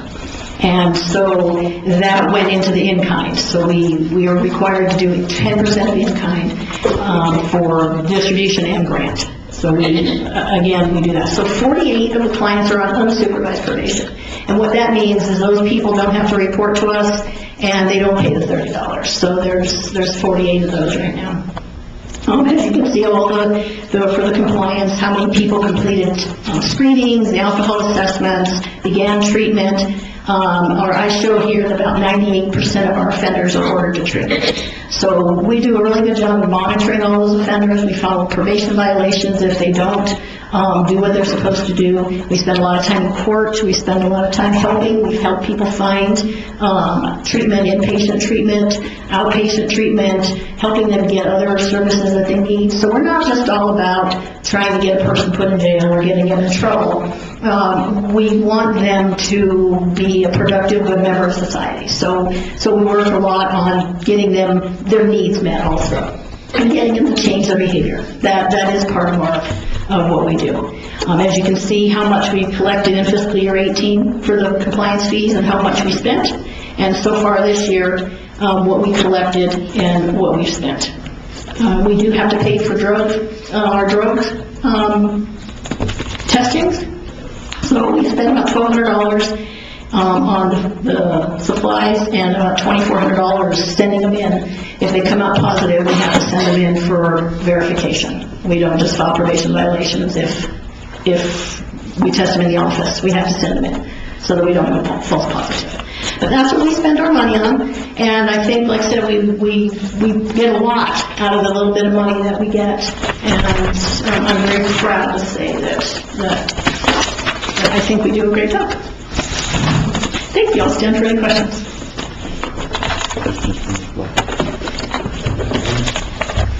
That question. I think you do a great job also, and thank you so much for all the hard work you and your staff does. Thank you, Lisa. Appreciate it.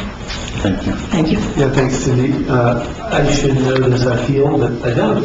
Could you explain the difference between the distribution and the grant on the cover sheet?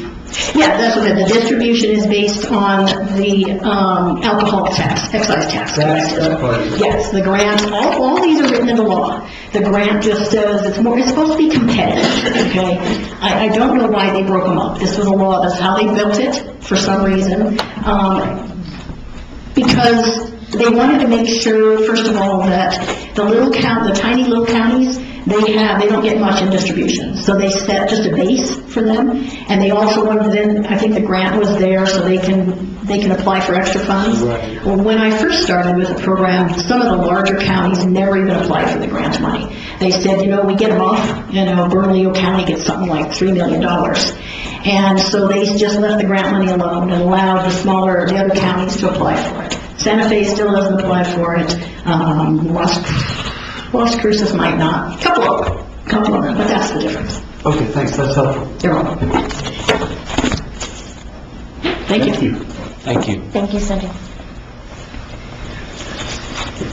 Next, item J, consideration of 2018 volunteer firefighters annual reporting for PERA from Pino, Southwest, Santa Rita, Tyrone, and Upper Members volunteer fire departments. This is an annual reporting that has to be submitted to PERA, and it's required that you approve that as a board. Item K, implications of House Bill 220 and House Bill 255 on Freeport-McMoran's operation in Grant County. Tony Trujillo, Dal Molenberg, and Tom Shelley. I received a request from Tony to be able to present on the implications and answer any questions the board might have. We'll also add the items requested in addition to that by Commissioner Edwards. Agreements, item L, consideration of agreement A 1906, cooperative purchasing agreement between Valencia County and Grant County. This is for legal representation in regards to a lawsuit against Taxation and Revenue Department for gross receipts tax. Abby's been working with legal from Valencia County, so I'll let her explain how she's gotten to this point. Amy. Commissioner, Mr. Chairman, thank you. Recall that we had discussed previously joining in a lawsuit against TRD to recover what the counties believe and municipalities was wrongfully withheld distribution of tax revenues, gross receipts. So what had happened at that time is we were going to wait for Valencia to go out for RFP and then join. Several counties, I believe, are going to join collectively in a lawsuit against the TRD. And Valencia went out for RFP, and Gallagher and Kennedy responded. And I believe they were the only response, and they got the RFP. And that makes sense because they're already working on the case. So this step is that we'll enter a cooperative agreement with Valencia, and then they will work on an agreement with Gallagher and Kennedy, and then we'll join that agreement. Thank you. Any questions? Moving on to resolutions, item M, consideration of resolution R-1916, adoption of Grant County social media policy. This was in your packets. Probably close to a year ago, I had requests from some elected officials and department heads to consider a social media policy. HR has worked on drafting a policy. It's been sent to Abby for her review. She's made some changes. It's been sent to department heads and elected officials for their review, and so now it's before you for your consideration to adopt. Questions? Concerns? Comments? No? Okay. Next item N, consideration of resolution R-1917. Grant County maintain roads. This is an annual resolution that has to go to New Mexico DOT in regards to total number of county maintained miles. We had a little bit of a decrease for a couple reasons. If you recall, we vacated our Bircher Place Road out towards Mill Creek. We removed 1.71 miles. And also, while we were working on the asset management plan, we GPSed every mile of county road and found some discrepancies. So we are going with what we GPSed and what we utilized in the asset management plan, which also reduced the total number of mileage. So that's why we have the decrease now. How many miles total? Do you remember?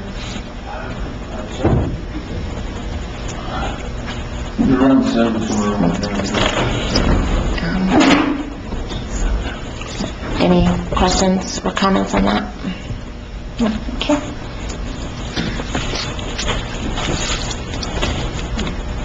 Consideration of Resolution R-1918, a resolution creating a Census 2020 Complete Count Committee and participation in Census 2020. Misha, do you want to explain this? He's been working with Priscilla on this. Thank you, Chairman, Commissioners, County Manager. I actually have Paul Doolin with the Census Bureau here. He's going to be able to just speak real briefly on this. But the resolution, has the basic information. We know that the census is coming up. We want to be involved. We want to make sure that we get as complete a count as possible. We reached out to the town of Silver City, and the way that we wrote this resolution, it allows the county commission to set up the complete count committee, making sure that we have representation from all the municipalities. So the town of Silver City has decided not to do a resolution themselves. They're going to just piggyback on ours since they're going to be part of the committee. So I'll turn it over to Paul Doolin. Yes, my name is Paul Doolin. I work with the U.S. Census Bureau. I'm responsible for the southwestern part of New Mexico. You would be the fourth county to approve a resolution creating a complete count committee. Let me tell you, this is about money more than anything else. Let's put apportionment aside, and that is a number of federal House of Representatives that we have. We probably are not going to change.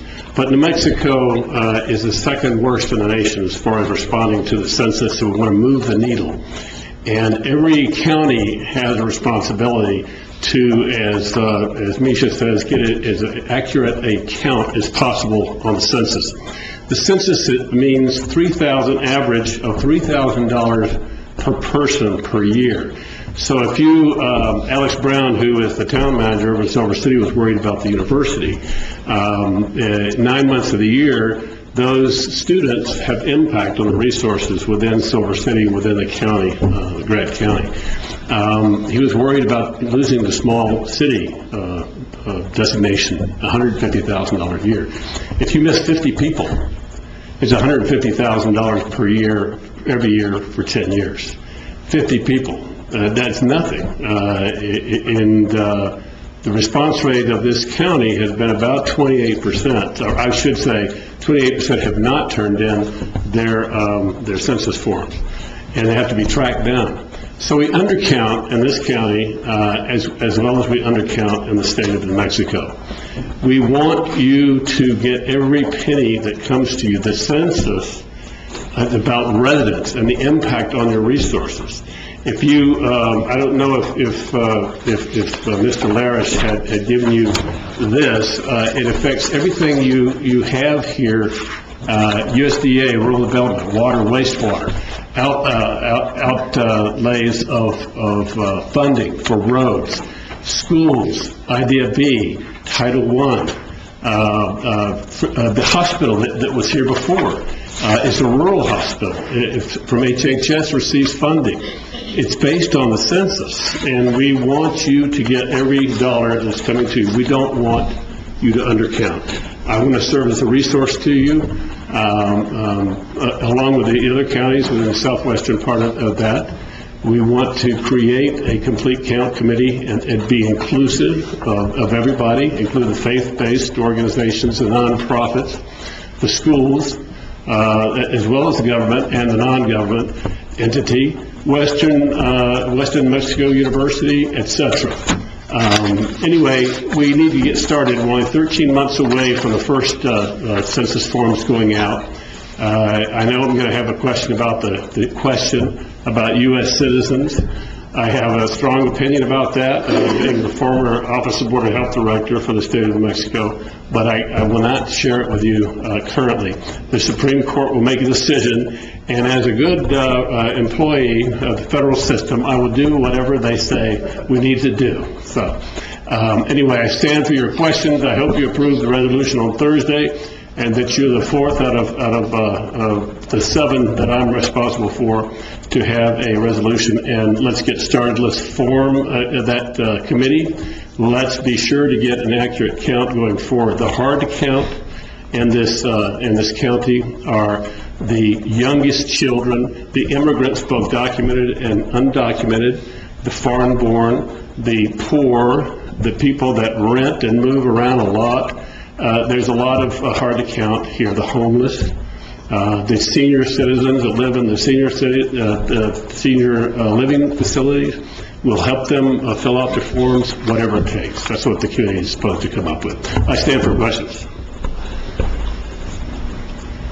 Any questions? Am I that convincing? Yes, sir. Okay, good. Thank you. Appreciate that. Thank you so much. Thank you. Next, item P, consideration of resolution R 1919 specifying the salaries of elected officials in Grant County. What this resolution is doing is it's repealing resolution R 1819 that I put in front of you and you approved. This was an oversight on my part that was brought to my attention by the assessor's office, and rightfully so. What our resolution does is it sets the salaries for the elected officials, and then it also sets the salaries for the chief deputies for that respective elected official at 90%. However, the part I left out was there is a section of statute, you can find it in 439.5, that allows there to be qualification-based incentive payments to assessors. So in this case, our chief deputy assessor, who has achieved all 4 levels of his qualification, was being penalized because that put him over the 90%. So what I did was include language that the chief deputies would be allowed the 90% of that particular elected official's salary, and that the chief deputy assessor shall be entitled to the applicable appraisal certifications that is offered by statute, which he has. So it's just adding that language to what we had before so that he is not being penalized for being a very eager and well-educated assessor. So that's all that does. Item Q, consideration of resolution R 1820, a resolution opposing legislation that would prohibit certain corporate guarantees that assure the performance requirements of a mining permit. You've obviously all seen this. It was a request by Commissioner Billings and Commissioner Salas to draft this and have this on the agenda. Item R, consideration of resolution R 1921, the resolution opposing legislation amending the Water Quality Act to provide where the effect of a discharge on ground or surface water is to be determined. Same thing. Any questions for me on either of those at this point? We're going to reorder them, right? Yes, so I'm going to add all of the stuff that we talked about earlier. And reorder. Yes, I'm going to move those. Yes, as you discussed earlier, we're going to. I would be really confused if I tried to do that now. So I'm just going in order of how it's written now. We will reorder all of those and put them at the top of the resolution category. Thank you. Item S, consideration of resolution R 1922, a resolution of notice of intent to consider an ordinance entitled 2019 Opioid Cost Recovery and Public Nuisance Ordinance. Mr. Chairman, this is an ordinance to create the avenue for the county to collect through lawsuit costs incurred related to the opioid epidemic. And and the avenue that we're choosing is to adopt an ordinance that makes that opioid epidemic and its effects a public nuisance in Grant County. If you have further questions about this, please feel free to stop by my office and we can discuss it in detail. You have the draft there. At this point, all we're doing on Thursday is doing the resolution of notice of intent to adopt it. So you'll have another month to look at the ordinance and think about it. To talk to me about any concerns or language, just let me know if you have any questions. Okay, thank you. No questions. Moving on to item T, consideration of resolution R-1923 in support of the Second Amendment of the U.S. Constitution and declaring Grant County to be a Second Amendment sanctuary county. Sheriff Gomez, so I had a conversation with Sheriff Gomez and Commissioner Billings about both of these. I'll go ahead and read item U2 since it relates. Consideration of resolution R-1924, resolution opposing legislation that would impose rules, regulations, restrictions exceeding federal law on all private firearm transfers between individuals. I will let you know that both of these have been sent to Abby for her review. I believe she does have concerns regarding 1923, but I will turn it over to Sheriff Gomez for any comment that you might have on these. Thank you, Manager Webb. Mr. Chairman, Commissioners, in regards to these bills and what's going on and going up to legislation several times, it's unfortunate, but some of these gun bills that we're actually enacting all it's doing is affecting the law-abiding citizens. And from my experience in law enforcement, I mean, we all know that meth is illegal. And I don't think anyone in this room uses meth. And why? Because it's illegal and it's bad for your health. But go into the criminal activity in the criminal world and they still do it. And again, laws like this happen and it affects all the law-abiding citizens. One of the biggest concerns that I have on Senate Bill 8 is there's no due process on someone that's if someone makes allegations of a person that's mentally ill, there's no due process where this person can get any type of representation, and there's a search warrant that would be done to remove the weapons of this person. Well, my biggest concerns, first of all, besides the due process, is the Sheriff's Office being the office of the courts. Now you have our civil division that's getting involved to go remove these weapons. And it's not actually going to be a civil division that's going, it's going to have to be a TAC team, because I would feel that most people would be very defensive in retrieving their firearms from their home in a situation like this where there is no due process, where there hasn't been anything done between attorneys or anything, and everyone has that right. The third problem that I have on that issue is now we retrieve all these firearms, where we're going to store them in our evidence vault. We have crimes that we actually investigate and we seize weapons and stuff, and is the state going to give us funding to build this evidence vault to make it bigger just so we can store everybody's weapon? Because now we're running NCIC checks, securing, I mean, it's going to be a mess. In regards of I apologize, if someone's trying to purchase a weapon from one another, I have children, and most people here in Grant County have had weapons and have gone hunting. I mean, that's our heritage here, and we all have weapons for that fun. I have 3 sons, and now what I'm being told is that I have to run a background check before I can give a weapon to my son. And of course, it's going to be extremely expensive. And why are they putting a burden on the innocent people, on the law-abiding citizens? I don't believe that these gun control laws are adequate for what needs to be controlling weapons. I can put my weapon right here on top, and it's not the gun that kills people, it's the person behind the gun that makes that decision. And the most important thing that I believe is that there needs to be more behavioral health or more types of, we have gun control laws already that are in place, and we need to enforce those that are there. So those are my reasonings for making these. I think it's important that I, as the sheriff, represent all people of Grant County. And it doesn't matter what affiliation, what sex, or anything. It's for the better of the people. And speaking with my staff and the people that constituents that I've spoken with, I'm here to represent them and to do the best that I can. And I thank you if you have any questions. Thank you. Mr. Chair, I have some questions. Yes, Mr. Chair. On Thursday, we'll be hearing a statement from the undersheriff, is that correct? Mr. Chairman, Commissioner Brown, I'll have a prepared statement, but Captain Watkins will also be able to answer questions as well. Okay. I don't know if it would be helpful to anybody else. I was trying really hard to follow a number of the objections you had to some of the legislation. Would it be possible to get any of that in writing? So, because I have to say I failed to follow it in every case. Yes, I'll prepare one today and have it to you. If you could, that would be great. There were some objections that you had that you mentioned just now that I hadn't heard before, so I'd love to see that. One objection that I have heard before was the one about having to do a background check on your own children, which would be, I think, ridiculous if it were true. My understanding is, however, that the legislation does not require you to obtain a background check for a family member. Is that not as of now, but if this law does pass, anyone, if you have a firearm, you're going to give it to another person, you would have to do a background check. If not, it would be illegal. We're talking about SB 8 now, is that correct?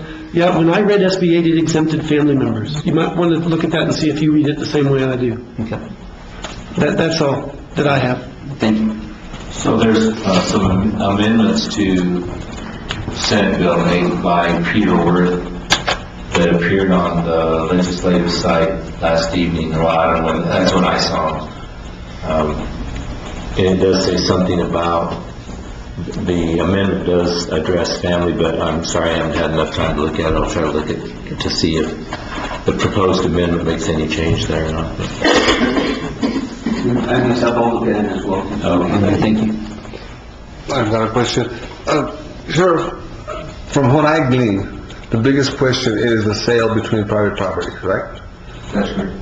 So, if I go to a gun dealer from Walmart and I want to buy a weapon, I have to pass a background check, right? That's correct. The difference that it would do if I want to buy a weapon from a private party, right now I don't have to have anything. That's correct. This bill would require the seller to perform a background check on me. Yes. And that seems to be the biggest argument against this? It's not the argument. How are you going to prove that you actually did a background check before you actually give them the weapon? You know, again, the law-abiding citizens, yeah, we're going to do that. We're going to pay the money for it. But now you get in criminal activity and you get a weapon from a black market. Is that going to happen? Probably not. Those are my concerns, that I believe these laws that they're enacting, it's affecting all the law-abiding citizens. And why should we be doing that? Okay, well, there'll be some good arguments for it. Thank you. Excuse me, going back here, R19 or R-19-23, when are we going to know, after the review, when are we going to get a copy of it to review it before Thursday, or how does that work? Review. Because I thought there was maybe something that Abby was looking at on it. No. Oh, no? I thought I heard that. I'm sorry. Oh, okay, I'm sorry. Thank you. Mr. Chair, I do have a question. So I did some research on the universal background check thing. Of course, all of the things that you raise, are things that people are talking about in different ways online, in many different forums. And one of the things that I read about was, so there's been a bunch of research done on universal background checks. And one of the things that research shows is that it works better if instead of doing a universal background check at the point of sale, that there is an entity, which in many cases is local law enforcement, has to issue a permit. So, in other words, if I were interested in buying a weapon at a gun show or something that is not currently covered by background checks, that I would have to go and get a permit to do that, and then that permit could be used anywhere. So I could take that to a gun show, I could take it to a gun shop, anything like that. Do you have any thoughts on whether that makes more sense than how it is being done now and how this bill is proposing to do it? Mr. Chairman, Commissioner Edwards, I think something like that would actually be good to go. With the gun bills that are proposed or getting the background checks, you know, the problem that we would have is that, say it was the sheriff's office that was going to do these, is this going to be a unmandated funding to do these backgrounds, and where's the cost of the money coming from? It's going to require more manpower. Presently, right now, we're 9 deputies short. I got 3 on the street. Someone's coming in.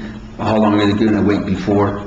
And I know those are situations that will be resolved once we're at full staff. But again, we talk about money. It's all about money now, unfortunately. But what budget is that going to come out of? And I totally agree. I think something does need to be done. I mean, we've seen everything that's gone on through all our nation, and yeah, there is a lot of issues, you know, and I'd support something like that if we had some type of either funding or some type of strategic plan that we would have in order to enact this and make it right. Agreed. So, and I suspect the reason that avenue isn't being discussed is because if you don't discuss it, then you don't have to talk about the unfunded mandate, right? Correct. So I do have another question. I read all of these bills when I saw that this was on our agenda, and one of the bills that, as of the last time I had looked, hadn't actually passed yet on the Senate side, but is a big concern to me, is the one about taking weapons away from somebody who is suspected of domestic violence.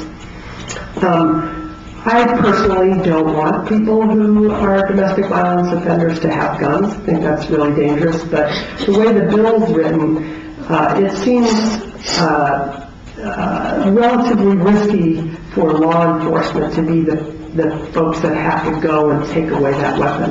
Would you talk about that just a little bit? I totally agree with you. Right now, we do have laws in place where if you're convicted from domestic violence weapons, you're not allowed to have weapons. If you're a felon, you're not allowed to have weapons. And we have several cases that we're actually working that we've shared with the media on a specific person for having a felon in possession of firearms. So there are laws in place already. My main concern is, again, is the safety. And I understand that is our job, but when you get an order and if there's no due process, you know, right now our civil division is 4 people. Going into someone's home and saying, hey, we're here to take your weapons away, or we have a search warrant to make entry into there, it's going to be a defensive situation, and it's not going to be someone who's going to say, hey, great, I got some tea, here's your weapons, go ahead and take them. It's going to get ugly, and I'm concerned about our deputies that are involved, and I'm concerned about the people in that home. And if there was a due process to make this happen, I can understand that. But again, I mean, it's pretty much saying you're taking a attack team in there. I mean, I would be very defensive if someone went to my home and said, I want all your weapons. Just because someone said or made allegations and it wasn't proven to be true, but because of the due process. Any courts that we go to, you have the prosecution, you have a defense attorney. Why not in this situation? And I really believe that's the laws of the land. You have the right to prove yourself to be true to yourself and that you're not guilty. And unfortunately, in this situation, they're not giving the person that right. But like I said, besides that, my biggest safety or my concerns are our deputies going in there. I said it's going to take a attack team. It's going to take more than 2 civil deputies to go into that residence and secure weapons from that home. And again, my other concern is, where are they going to get stored? Where are they going to get what? Where are they going to get stored? We have an evidence vault, but I mean, you want to walk through our evidence vault, it's not that big, and are we going to build another one, and we're going to be responsible for it? We start taking weapons from so many people from the county, I mean, it's just going to take abundance of storage. And I understand it's our responsibility to do the laws of the state, but they need to be right. They need to be for all people. And like I said, to me, I really see these laws, it's affecting more the law-abiding citizens than anyone else. And I gave you an example of this map. We have homes here that have alarm systems and have fences and stuff, and you're selling something, you're a solicitor, you walk, you see that, you leave and no one's there. But you get the criminal element going in there, one way or another, they still find a way to get in there. And we know it's against the law, they know it's against the law, but they're still going to do it. And again, in this situation, the law-abiding citizens are the ones that it's going to get affected. Because the criminals, in my experience, they don't give a damn. So I'll just say for the record that as a law-abiding citizen, I also have, huge concerns about the fact that I don't want to be the victim of some crazy person that has an AR-15 and is going to shoot me up to hamburger. And I think that, this is a serious issue that affects every single person in this county. And I can't say that I see a solution, but I feel very strongly that I have as much of a right to expect not to be shot by an assault weapon or any other kind of weapon as a person does to have an arm. And I'm just stating for the record what I think a lot of people are thinking. It's a safety issue for law-abiding citizens. Or not just law-abiding citizens, safety issue for officers. You look at how many officers have been killed. Officers are law-abiding citizens, I'm sorry. Is that what you're suggesting? I'm sorry? Are you suggesting officers aren't within the class of law-abiding? No, we aren't. I absolutely agree. I was very alarmed at the level of risk that I think is present in a couple of these bills for law enforcement.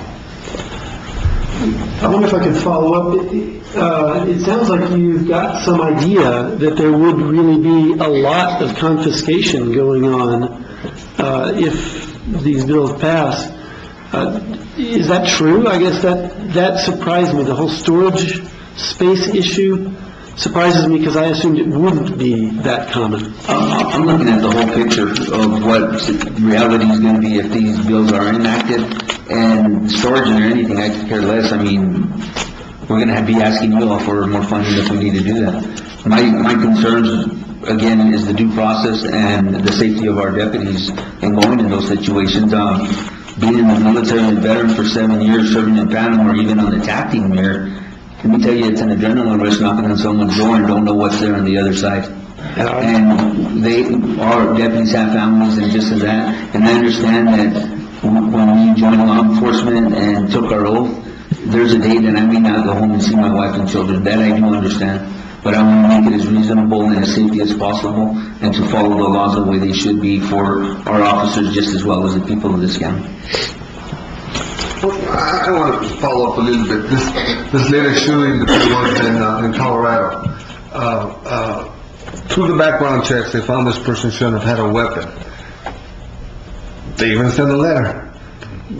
But the vehicle to get that weapon was never addressed by the state. So that's where the system failed. They didn't, again, probably an unfunded mandate or something, but they had no process. No process to take the weapon, no process to reinstate, But that weapon should have been taken from that individual. Had that weapon been taken, you'd have 5 people alive today. But I think that there has to be the whole component, everything, what's going to happen, if you don't pass a background check, or if it comes back and they need to take it, so they don't leave law enforcement hanging, or then do we, as the county, work with the sheriff to see how we're going to do that. And if he's right, it might cost us money. That's it.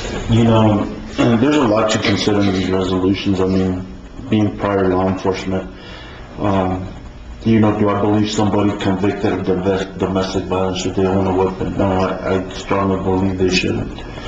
You know, I understand the background checks. You know, I understand what they're intended for, but there's still flaws in those background checks that probably need to be tightened up. You know, if I'm not mistaken, the last shooting they had, there was a flaw in the background, and that afforded this individual to get a weapon. You know, you run into same names, you know, and it puts a hold, which isn't a bad thing. You just have to wait a few more days till they straighten it out. I look at that, one of the biggest things is due process also. You know, looking at that, you know, but sitting up here as a county commissioner, looking at the budget and what we're tasked to do, you know, domestic, you know, when you go into domestic violence, the way I read the ordinance or the bill, please correct me if I'm wrong, you know, it is going to take a lot of law enforcement time, which, okay, now that's his time. But, you know, there's going to be certain steps in there, maybe possibly search warrants. It's going to take officers. You're going to get involved with district attorneys, district judges doing this. And then you look at the budget, you know, the storage of them, you know, damaging the weapons, you know, properly document them. There's a lot of liabilities to this, too. You know, those are the things that I'm looking at and I'm also taking into consideration. You know, the comment of, you know, different laws coming in and it's hard for law enforcement sometimes to enforce these laws. There's too many laws. You know, you really are, or in my experience as a law enforcement officer, is I have not really ran into a few crimes, I'm not saying it doesn't happen, where they go purchase a gun and then go commit a crime with the gun. Usually those guns come off the streets or stolen, that they come from other communities, however it may be. You know, laws are put in place. Sometimes they don't have the manpower or the money behind it to enforce some of these laws. You know, the laws are there. You know, it says drive around 25 miles an hour. Do drive around 25 miles an hour. You know, that's a law. That's an ordinance. You know, murder. People are still continuing to being killed. There's laws against that. You know, my only thing to this discussion of what I'm adding is there's a lot that me as Grant County Commissioner are going to have to take into account and look at. You know, I'm not saying one way or the other right now, that there's a lot of thought that needs to be put in there.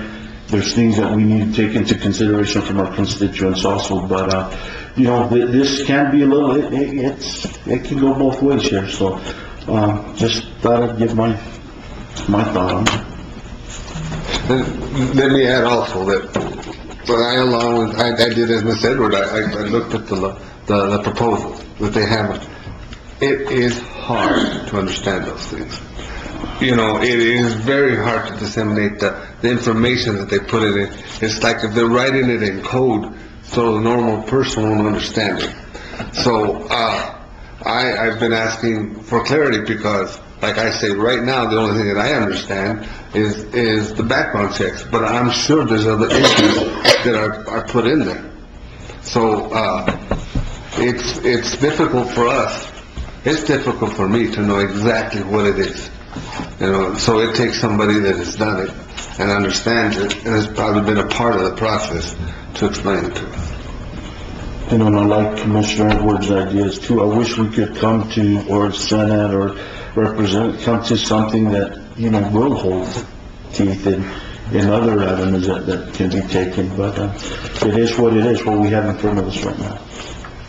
Yes, sir. A question about the Resolution 1923, which is the one declaring Grant County to be a Second Amendment sanctuary. So, not specifically opposing the legislation, which is Resolution 24, but the declaration. You know, there are three resolved paragraphs, right? The whereases are just statements. The three resolved paragraphs, the first one I take to be largely symbolic. We're declaring ourselves to be this kind of sanctuary county. The two that actually involve some action, both refer to unconstitutional laws. They don't refer to laws that, you know, are stupid, or laws that are going to create unfunded mandates, or laws that,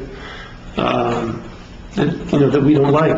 They refer to unconstitutional laws. How are we going to determine whether a given law is unconstitutional in order to make this resolution make sense? Mr. Chairman, Commissioner Brown, that's a good question. In regards to it, the unconstitutional laws are, again, the due process. Everyone has a right for an attorney. In this situation, they don't. But I totally agree, something has to get done.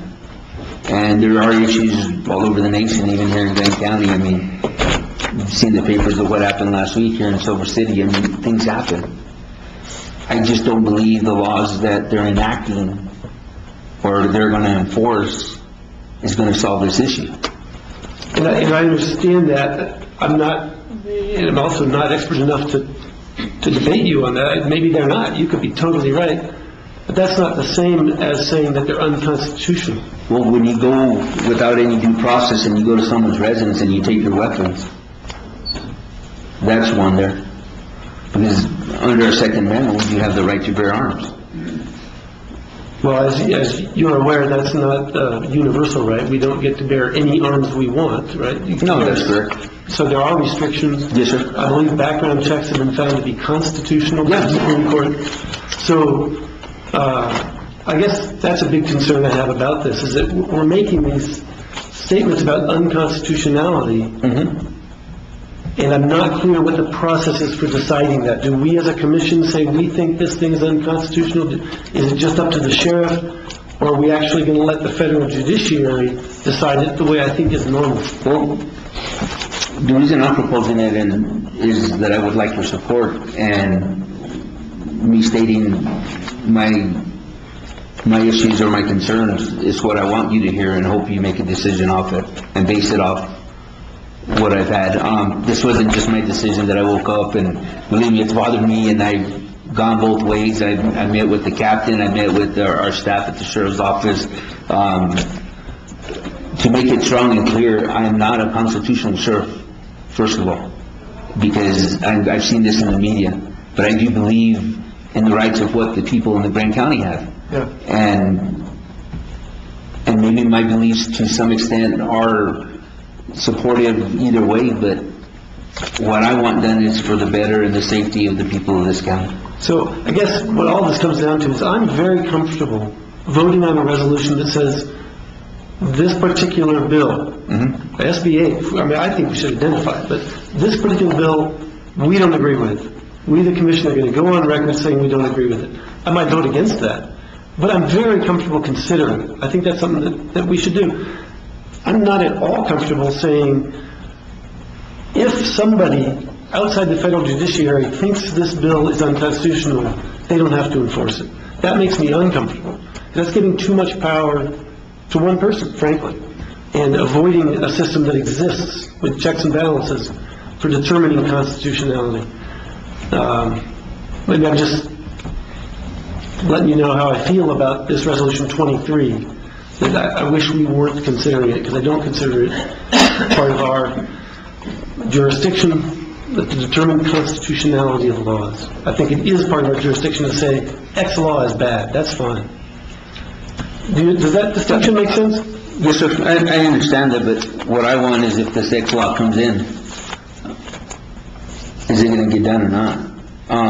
Like I said, with the background checks, and what Chairman Ponce said, the background checks need to be revamped. It's a system that was set in place, and there's some flaws in it that need to be fixed. Communication between the federal government, the state government, and local government on who has weapons, who doesn't, that should be disseminated, which is not much. We run into NCIC and try to get the information on the databases and certain stuff like that, but you don't always have that full information that would be positive into an investigation or actually going into a call or this and that, to know what kind of subject that you're dealing with or not at the time, or to doing it. I believe background checks are important. They really are. How they're doing it and stuff like that. And like I said, if I give you a gun and a law like this plays, and do I actually have to do this background check or not? Go ask for criminal activity, because from our experience, most criminals aren't going to Walmart and buying a weapon, or going to gun shows and buying weapons. But they might be going to Craigslist. I'm sorry? They might be going to Craigslist. It could be. Could be. And I think that's what this bill targets. But I think most of it is either when they're breaking into burglaries and stuff, and where weapons are being taken as well. Sure. And, you know, and the bad thing is we've had several aggravated burglaries, and here recently, where weapons have been taken from revolvers, handguns, and rifles. And a lot of the citizens, the people from these residences, they never put a serial number down.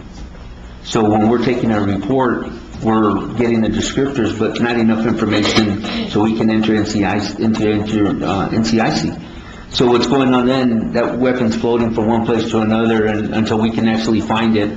And then if we do recover something, then we got to get an E-trace to the federal government to actually figure out where it first started at. So that's how we would do it, but it's a mess. Either way, it's a mess. And unfortunately, something does have to get done. All right, thank you for sharing your thoughts. Mr. Chair, I have one more question. So, Sheriff Gomez, if you were in charge of making a decision about how we were going to address this, have you thought about what you think would work?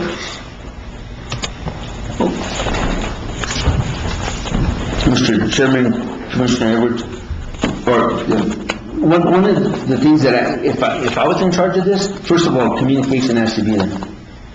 And it doesn't matter. Between the law enforcement? Well, between law enforcement, most definitely. The communication has to be there, but there has to be a lot more education on what our weapons are. And like I said, I've had weapons. I grew up with my dad hunting and stuff like that, and it's a heritage of this county. And the background checks, again, I do agree in having background checks. The only thing is now, like I said, I'm going to sell a weapon to Commissioner Brown here. You know, how much is it going to cost her, the inexpensive, for the law-abiding citizen? Because, again, you have this criminal activity. Is it going to happen that way as well? Who's going to monitor that? And it goes again with like burglars and stuff. We in this room are not going to go break into someone's home. But why are all these laws going down on us? I mean, the laws are made for everyone. Unfortunately, we have the criminal activity that breaks the laws. So if we're implementing all these laws, again, it's the law-abiding citizens that are getting affected, not the criminal activity, because there we go again trying to search for them. So you don't actually have a solution? No, there's so many things that we could put in place, and it's going to be a trial. Some things are going to work, some things aren't. I mean, it's a sad situation. I mean, I'm a school board member as well. I'm concerned about our schools. Is there solutions that we could do in our schools? Most definitely. I started my career as a school resource officer. I believe that you should have school resource officers. But there again, it's funny. It's expensive. And who's going to foot the bill? And maybe money shouldn't be the thing when we're talking about our children and stuff, but unfortunately in government, it's always that. Honestly believe that we have to have a plan in place. The background checks that we're doing, they should be more thorough. The flaws should be fixed. I think there should be committees where we're talking about what's right and what's wrong, what's working and what's not, to make those changes.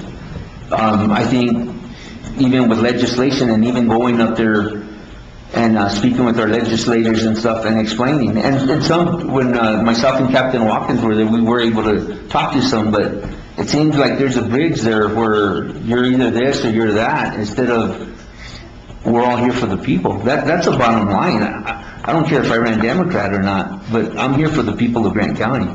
Like I said, whatever affiliation, we have to be here for everyone. And it seems like there's that dividing line there that it's just it's so ugly now, the way things are. And I just think that communication and let our guards down to some extent to speak with the right people that can make changes to make it better for the people. Thank you.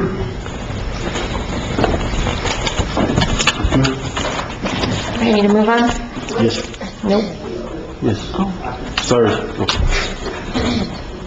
Mr. Chairman, Commission members, I'm just sitting here listening to the comments that are being made, and I've been in law enforcement for quite some time. My take on all of this, if you'd like to hear it, I'd like to give you some of the information that, just from listening, as far as you're referencing the domestic violence issue, there is already a law that says that if you're convicted of a domestic violence, that you have to forfeit your firearm, which is already on the books. One thing that I would like to see in the help law enforcement is if they arrive at a domestic violence situation, there needs to be some concrete legislation that allows law enforcement to be able to remove all the weapons from that household if the individual or any adult household member at that residence is charged with a domestic violence crime. And the only purpose behind that is to go ahead and secure those weapons for safekeeping. Upon the adjudication of that particular case, if the individual at the household has not been convicted of domestic violence, then the weapons are returned.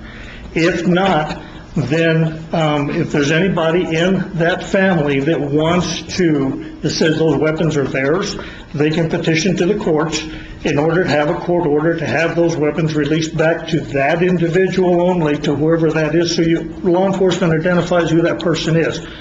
Two things happen.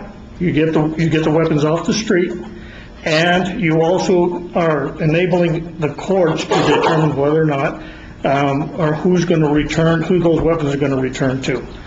I mean, it's a Band-Aid. It's not a foolproof thing, but at least it's something that's going to help law enforcement. It's going to help everybody else. And if that individual is convicted of domestic violence, the federal law does not allow them to have a weapon anyway. Now, the other thing... Before you go on... I beg your pardon? Before you go on, please, I wonder if I can ask you about what you just were talking about. You said that's what was needed. Is that in one of the bills that's being considered right now? No, sir. I'm just telling you that if you're looking at some kind of legislation, or you're looking at some avenues to try and change what's happening... I think that might be one of the bills, actually. Okay, well, the other thing is, whenever you're talking about multiple purchases, in my experience, they're either done by burglaries, they're either done by person-to-person purchases, yard sales, or word of mouth says, hey, you want to buy my gun, you can come and buy it. Or if the individual, the majority of the times is they'll go, the individual's criminal element will turn around and they'll ask someone, hey, I'll pay you some money if you'll go purchase a weapon for me. They're called ghost purchasers. And they'll pay the individuals to do that. Another Band-Aid. And I don't know that it's going to be foolproof, but I think what needs to be done for legislation is anybody who is wanting to sell their firearms, they have to sell it to a licensed firearm dealer only. And the only thing that's going to do is, if they do that, then the individual that they sell it, first of all, there's going to be documentation of who owned that weapon. And now the firearms dealer is the only one that can sell it. And at that time, that eliminates all the other weapons that are being sold mouth-to-mouth, hand-to-hand, yard sales. And you know one area of where that weapon is going to be and who's going to sell it. So you have one tracking purpose. The only person you need to go to is who that dealer is. And I agree with the sheriff. What's happening between the feds and the state is that whenever the feds start tracking, and I've had experiences, is when they find out there's multiple purchasers. When I was the chief in Deming, that was what was happening with the drug cartels. They were having individuals buy multiple purchasers. They were never sharing, or hardly ever sharing, that information with the state and local authorities. So once the state and local authorities, if they start sharing that information, they're going to have more intelligence knowing who is purchasing more multiple weapons in their community, and then they can maybe possibly, that's who you need to target, and those are the individuals that shouldn't have the weapons. That's my only take on all of this. So, I don't know if it'll help or if it's not, but that's just my experience. So Mike, I really, really appreciate you weighing in on this, I really do. And with all due respect, I totally agree with you about the idea of weapons being sold to licensed firearm dealers only. I think right there, that is one of the things that people are absolutely adamant about that is unconstitutional. I thank you also, Mike. Appreciate your suggestions. Thank you. You know, the other thing, I know we can't solve everything here, but, you know, some of the stuff we also have to take into consideration when we're tossing this around is your Fourth Amendment right. You know, going in there and taking somebody's rifles or weapons without a court order. To me, that'd probably be the only way I would do it. You know, and that's one thing if this law does pass, that our law enforcement officers need to be well trained and well rehearsed in that, because that could, you know, now we're talking Second Amendment, it goes into the Fourth Amendment, so just food for thought. And there again, that is, you know, making sure that they're prepared and trained and all that. It does. I haven't said anything today. I'll be more prepared to speak on Thursday. I just will say that there are some problems, and I'll be more prepared to speak to that on permits, registration, and all firearms being sold through a local, registered gun dealer. I'll address that on Thursday. Thank you. Thank you. Are we ready to move on? Yes. Mr. Trent. Item V, award or reject RFP 1904, architectural services for the Grant County Airport Terminal. We released an RFP for architectural services for the renovation and the code compliance design for the terminal at the airport. We received one response from ASA Architects, and staff is recommending approval of that firm. Questions? No. Moving on, you will convene as the Grant County Health Care Claims Board. And item W, consideration of January 2019 health plan claims in the amount of $24,473.41. There are 6 claims to Gila Regional Medical Center in the amount of $21,650.16, and 3 claims to Gila Regional Medical Center Ambulance in the amount of $2,823.25. Also, you will consider one indigent burial from Bright Funeral Home in the amount of $600. Questions? Comments? No? You didn't stay on the downward trend. No, we did not. We had, unfortunately, we have a few very ill detainees right now that's proved to be very costly.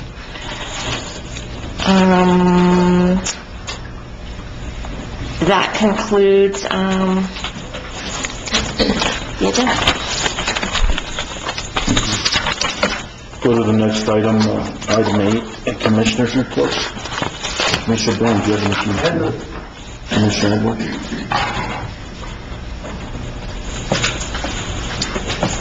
I believe I'll see it for Thursday. I think I'll say it first. Okay.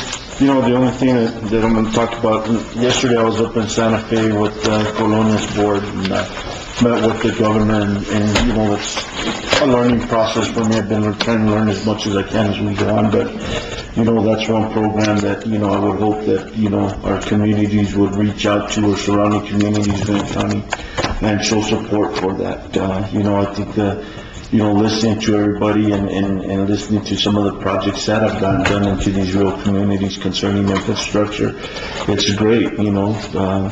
everybody's in need of money. There's a lot of different types of projects that are out there that need to be, that need to get done. So I really enjoyed that. I enjoyed the enthusiasm, and it seemed like the governor was well receptive to all that. And, you know, a lot of the reports that were given by the other municipalities or counties on that. But I would urge that, you know, our you know, Grant County, our people would show support for that. And sometimes that's, you know, the only way we can get some of these projects done.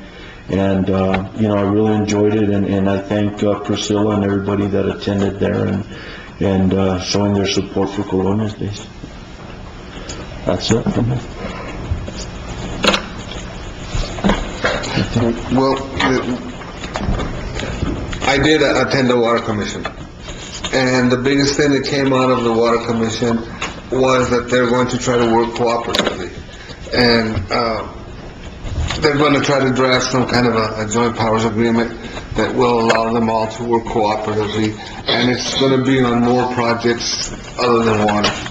And one of the big things that they're looking at is the Fort Bend. So how can they, all three mining area communities, work together to try to do something that's past just a wish list, something that's really has a possibility of taking to fruition. So that's where we're at right now, and they're going to look into the legal aspects right now on if we can do it and how it can be done. Thank you. So, moving to the next item, executive session in accordance with NMSA 1978-10-15-1H2. Mr. Chair, I move that we go into executive session. That's oh, I'm sorry. Sorry about that. That's all right. Confusion. Okay, so we have a motion? Go ahead, state it again, please. Let me make sure that I get it correct. Finding my piece of paper here. Mr. Chair, I move that we go into an executive session in accordance with NMSA 1978-10-15-1H2, county manager's goals and objectives. Second by Commissioner Billings. Any discussion? All those in favor? Aye. Motion carries. Are we doing roll call? A roll call? Seems to be required by law, I think. Okay. Roll call vote. Sorry. Okay, so Commissioners Brown, Edwards, Billings, Fuentes, and Salas, are you all aware that you'll be in executive session? Yes. Yes. Okay. Thank you.